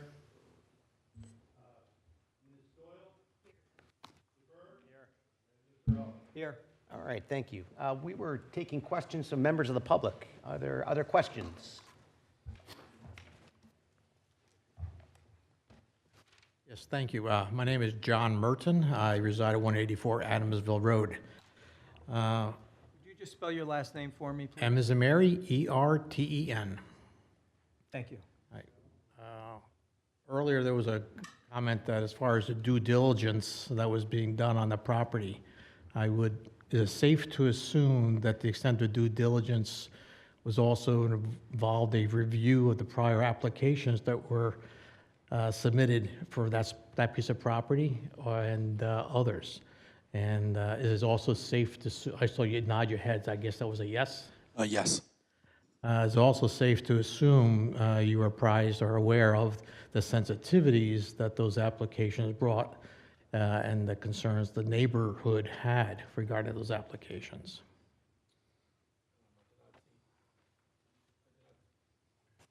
Test. I did not read transcripts, but there were resolutions and site plans that documented what was approved as part of those prior applications. Okay, and the reason specifically is one of the properties that you purchased was some hospitality. So Marriott probably decided not to develop that for a variety of reasons, of which I'm sure you are apprised of. I'm not sure what their due diligence process was. All right, so another question. You had indicated that you would perhaps not at this time consider having any egress/ingress off of Woodside Lane. Correct. Correct. Is it prudent to ask when approval, if approval is given, that it be built in, or there's a covenant that could be included with that property to make that a permanent resolution, that any further development would negate any access or ingress from? I'll leave that to I don't know if it's prudent at this time to ask that question, but also then extend that to any egress to that property be limited only to the existing driveway and not any other point off that property. You can hand your microphone to Mr. Coakley. Yeah. Thank you. We object to the question. All of these are matters for the board and the applicant in concert when conditions are imposed or either agreed to or objected to. We're not prepared or able to do that right now. The reason for my asking that is that when you were making the decision to acquire this piece of property, you probably had a grand vision of what it could become, and that's why it really didn't trigger into my mind until the question came up about what might potentially be the nature or future of the office building that's there. So again, I would ask, is there a potential through this application that a covenant be included that the office building remain as an office building and not be converted to any other intended use? Same objection. Yeah, and sir, I don't think that particular one would be an appropriate condition to place on an applicant to limit the use of an existing building, which may just over time deteriorate, may have to be replaced, upgraded. The zone might change. There's any number of things that could happen into the future, and what you're asking for is a condition that would be placed on the property forever. All right, fair enough. Now, as far as the tenants that might go into that warehouse, it was mentioned that it's undecided what the nature of the tenant might be. You're hopeful for one tenant. But the nature of the goods that might be coming in and out of that facility, would they be bonded goods? Would they be items that might be reprocessed? Would they be items in that would need further assembly? Because you kept on bringing up the nature of perhaps manufacturing being enabled on that facility or on that site. So I'm just curious as to what the vision was that was going through your mind on the acquisition of the property.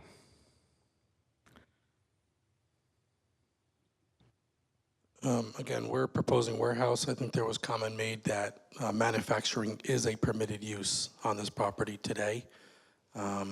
So could it turn into a manufacturing? Don't know. Because again, the concerns coming forward that you may have picked up on about the nature and contamination hazardous materials. If they're bonded goods, it could be one thing, because you also alluded to the fact you check on the facility as to types of materials, whether or not they be illicit, might be hazardous, would be done in what I interpreted as a less than aggressive means of security check. Would there be, which would lead me to a question about, at some point, a question about the security system and the types of oversight that might occur on that facility. But that's maybe for a later point. I think I answered. Again, our leases are going to protect from those type of storage materials. And the ports govern what leaves and goes as well. Once it leaves the port and you don't envision any control, that the tenant would not be, the responsibility for that, what might occur at that facility would or would not be under your oversight? It would. Again, we're not going to be having... No, 24-hour surveillance is what you were trying to say. Yes, 24/7 for surveillance. But would you be... Point it toward your mouth, and then it works. Keeps them just going out. Thanks. All right, and I guess I'll hold some other questions till later. Thank you. Thank you.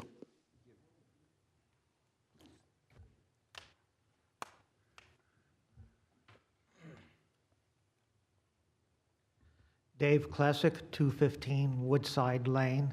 That's K-L-E-S-Z-Y-K. Now, you mentioned a building height of 44 feet. Is that from the present elevation, or are you bringing in any fill, like across the street, like Center Point, they have a retaining wall and everything, so that 44 feet may be 54 feet with the fill? My engineer and architect can testify to that. That will come from the estimates. Okay, going back to when the office buildings were approved for gray mark there, were you aware of them planting some trees at the end of Woodside Lane to help start the screening? And are you aware that a lot of them have fallen down because of Sandy or died because of the drought? And also the township actually cut down some. So I did see site plans that were approved. I know there are some plantings that were done. I'm not sure what the history has been. I only know since we've owned it. That's an enforcement issue with the town. If there are plantings that need to be done, as a landlord, we will do it. Okay, that's all. Any other members of the public?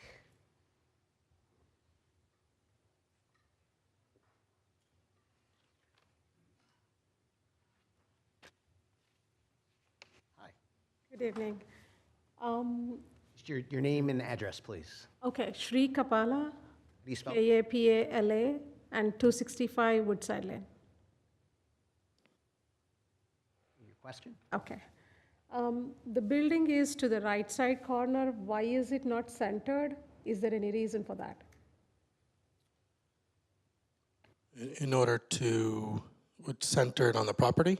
The engineer will testify. Very close to Woodside Lane. If you see that, the plan, I think it's the houses on the left side are very, very close to the property. I don't know the feet and all, but it looks very narrow from the plan. Yeah, the engineer will testify to that. I would like to know how much is the distance from the Woodside Lane to the parking lot? Like, if you can give us in feet or something, just to have an idea, that would be nice. And is there any like lighting for the facility which would really impact the lane? Because right now it's a dark street, there are no street lights for the Woodside Lane. But like, because the facility is very close, so whatever the lighting the facility has would definitely impact the Woodside Lane too. Because they're all residential area, that one. Yeah, the engineer will testify to the lighting, but we'll have to meet the ordinance in terms of no spillage. Think that's all? Okay. Thank you.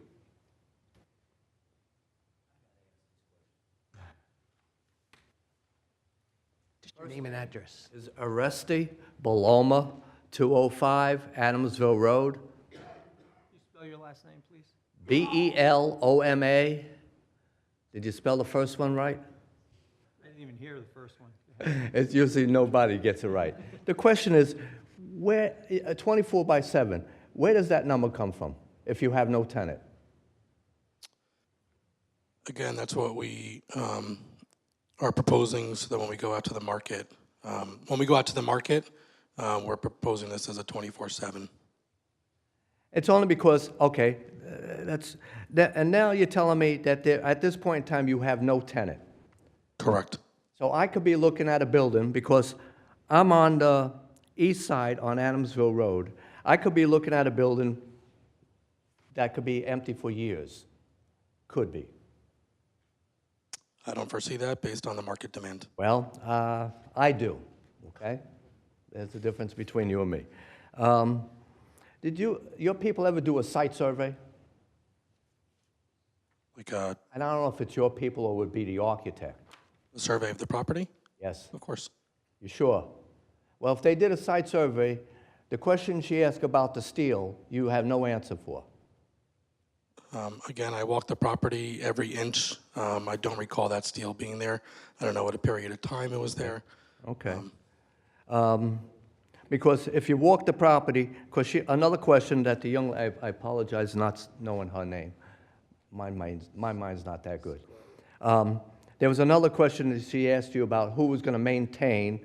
It's the northeast corner of the property. Who's going to maintain that piece? And you have no idea. But if you took a survey, you would know what's over there. When you say that maintaining the northeast, we're going to maintain the whole property. Huh? We will maintain the whole property. You walk the whole property? Oh, maintain. You asked if we're going to maintain. Okay, you maintain the whole property. Well, okay. Someday, I hope you're going to write up how you're going to maintain that corner of the property for the people in the neighborhood. It's important to us. The last question is, when it snows, and it snows heavy, where are you going to put the snow?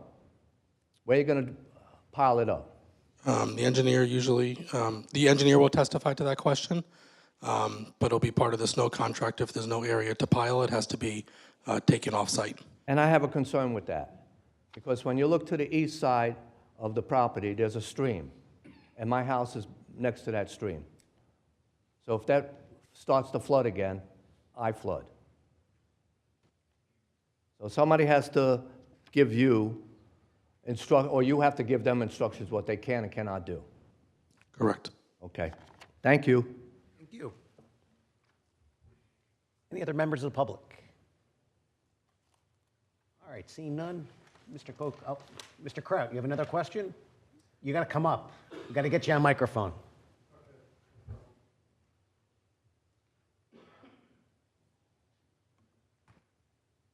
We have a ton of people watching at home, and they want to hear your question, so thank you for coming up.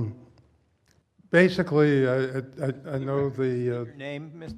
Curtis Kraut, Kraut, 199 Adamsville Road.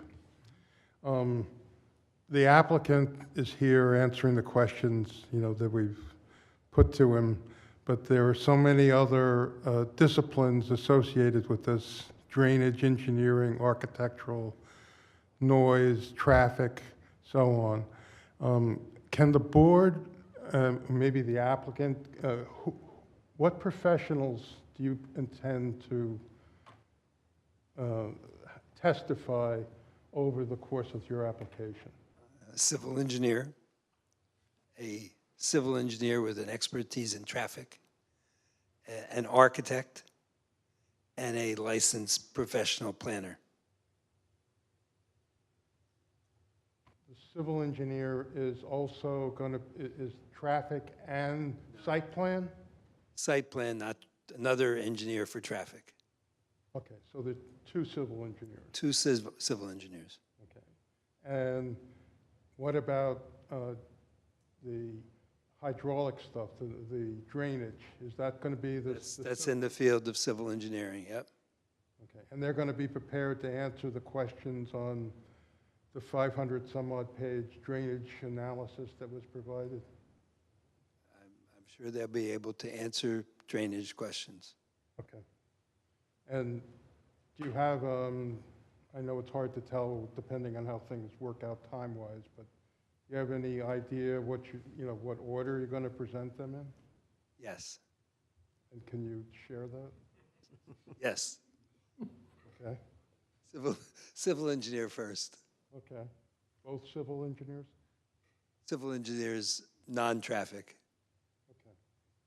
So they're going to review the overall site plan and basic project. Soup to nuts.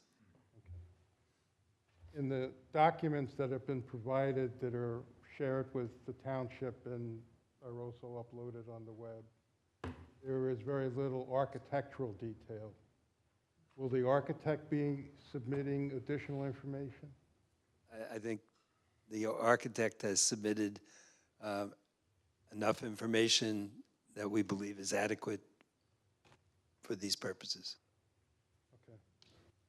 Because one of the major variances here is height.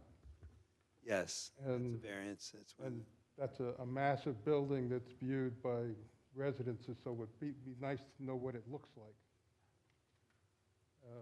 from an artist rendering perspective. Okay. Thank you. Thank you. Thank you. Welcome, thank you. All right, Mr. Coakley. Mr. Chairman, I have just one question based on, if I can, based on something that Mr. Twersky stated with the third resident. Sir, you said that there was a possibility for turning this site into manufacturing. What likelihood is it that this warehouse proposal would be turned into a manufacturing site? Unknown at this time. If we're under construction and a tenant who has a manufacturing use came to us and they paid the appropriate market rent, we would accept that. At any of your other locations, do you have manufacturing? Has any similar sites been converted? Nothing has been converted. We've acquired with manufacturing. Okay. How does manufacturing, the staff that's needed at a manufacturing site compare to the staff that's needed at a warehouse? I would have to look back at what the ratios are off the top of my head. I forget. I know the traffic engineer probably has some of that data as well. I believe it's less intensive, but... I mean, I would just think if it's manufacturing, if we were making candy bars there or cookies, it would be more. Would you not agree? You'd be surprised how much is automated these days. Right. Okay. Well, then let me just, I'll leave it at this, and I'm sure you'll say that traffic, but, but as the portfolio manager, I mean, you're selling, so you do not think then that a manufacturing in a 179,000 square foot facility would require more people. You're saying it would not require more people than a warehouse? Again, I have to look back at the ratios, but don't think so. All right. Thank you. Thank you. That's all. Next witness. Thank you, Chair. Thank you, Board. Thank you.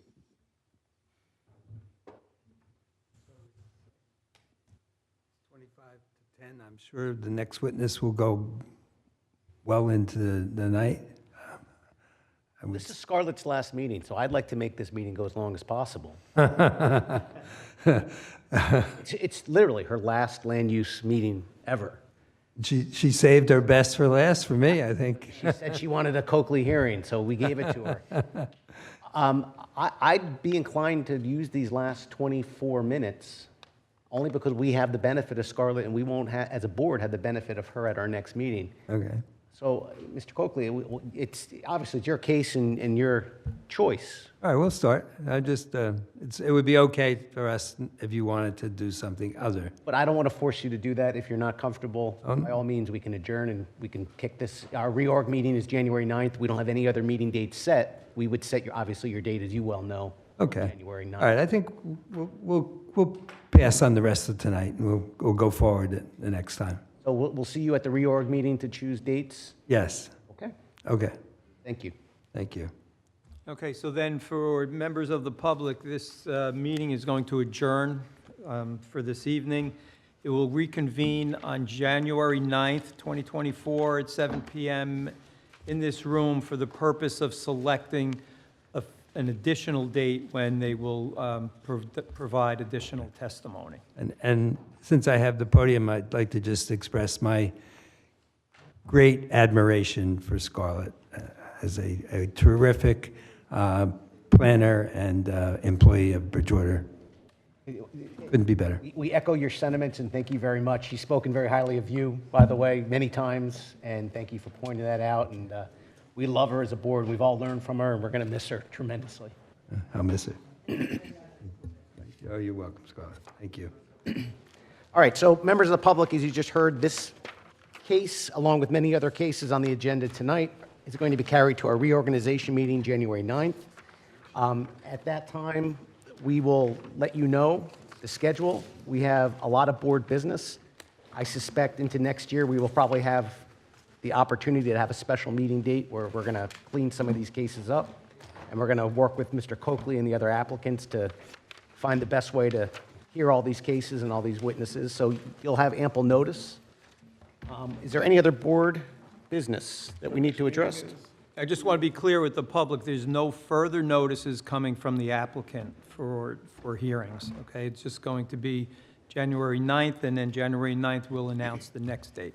Now, Mr. Coakley, while you do have the microphone, your applicant did wish to speak to members of the public. Well, I can't force that or coordinate that. I understand. I don't want that to be left because it did seem like there was a willingness of members of the public to meet with your client, your applicant. So maybe that's something that you want to work on, and also the fire marshal. That's very important to our board from a safety perspective. That's number one. Thank you. Happy holidays. Same to you all. All right.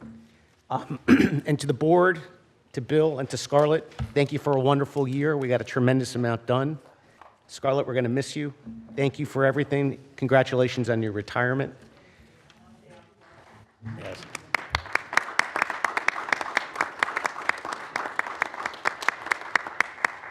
And can I have a motion to adjourn, please? I move. We have two other things. Oh, never mind, never mind. Sorry. Yeah. I hate not to end on a clapping. But there's two other matters that are on here. One is the RF engineer. Yes. Right, and the other is Signature Acquisitions has submitted correspondence indicating that they are withdrawing the application. And as we've done in previous applications, once they've been started, the board does need to vote to accept the withdrawal and basically permit them to withdraw their application, which I recommend. Okay, so we're going to put up for a vote right now for Signature. Looking for a motion to accept their withdrawal. Widely and Bongiorno.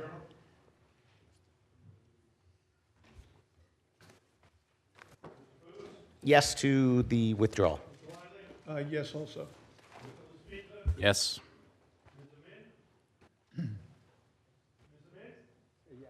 Yes. Yes. Yes. Yes. All right, thank you. An other matter? The other was the selection of an RF engineer, and I think Bruce Eisenstein submitted a CV. Was that distributed to the board? That was not distributed. Okay, so it should be. Okay. Roger, if you want to let them know. Roger, that- could you let Joanne know, the RF engineer for the CX case, Mr. Eisenstein, do I have that Yeah, right? Bruce Eisenstein. Can we get his CV sent out to the board, and we'll work on a resolution for his? Yeah, I think it was on the table when we came in. It was included. I saw it on an email. I don't always get the package. Yeah. Yeah, it's over here. It was included. It was in the papers that were on there. It was there? You guys got it? It's here. Someone want to? It's here. All right, let me see. I can tell you, he has a very extensive CV. He's been involved in various municipalities. The municipal list is pretty extensive. He's been involved with various universities around the country, some very well-known names. There are very limited RF engineers available to municipalities, Yes, which is why as he we has know. so many. I would recommend you act on it tonight, so we can get Do we have a it lined motion? up. Make the motion. That was Mr. Lespiza? I second. That was Mr. Wiley as a second? This is to accept Eisenstein as an RF expert.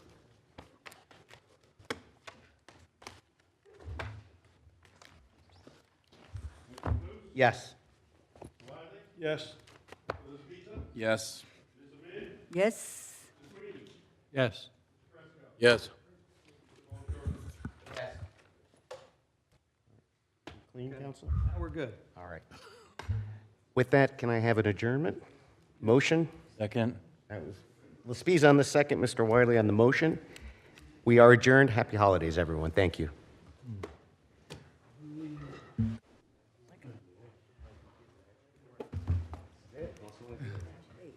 Done? All done.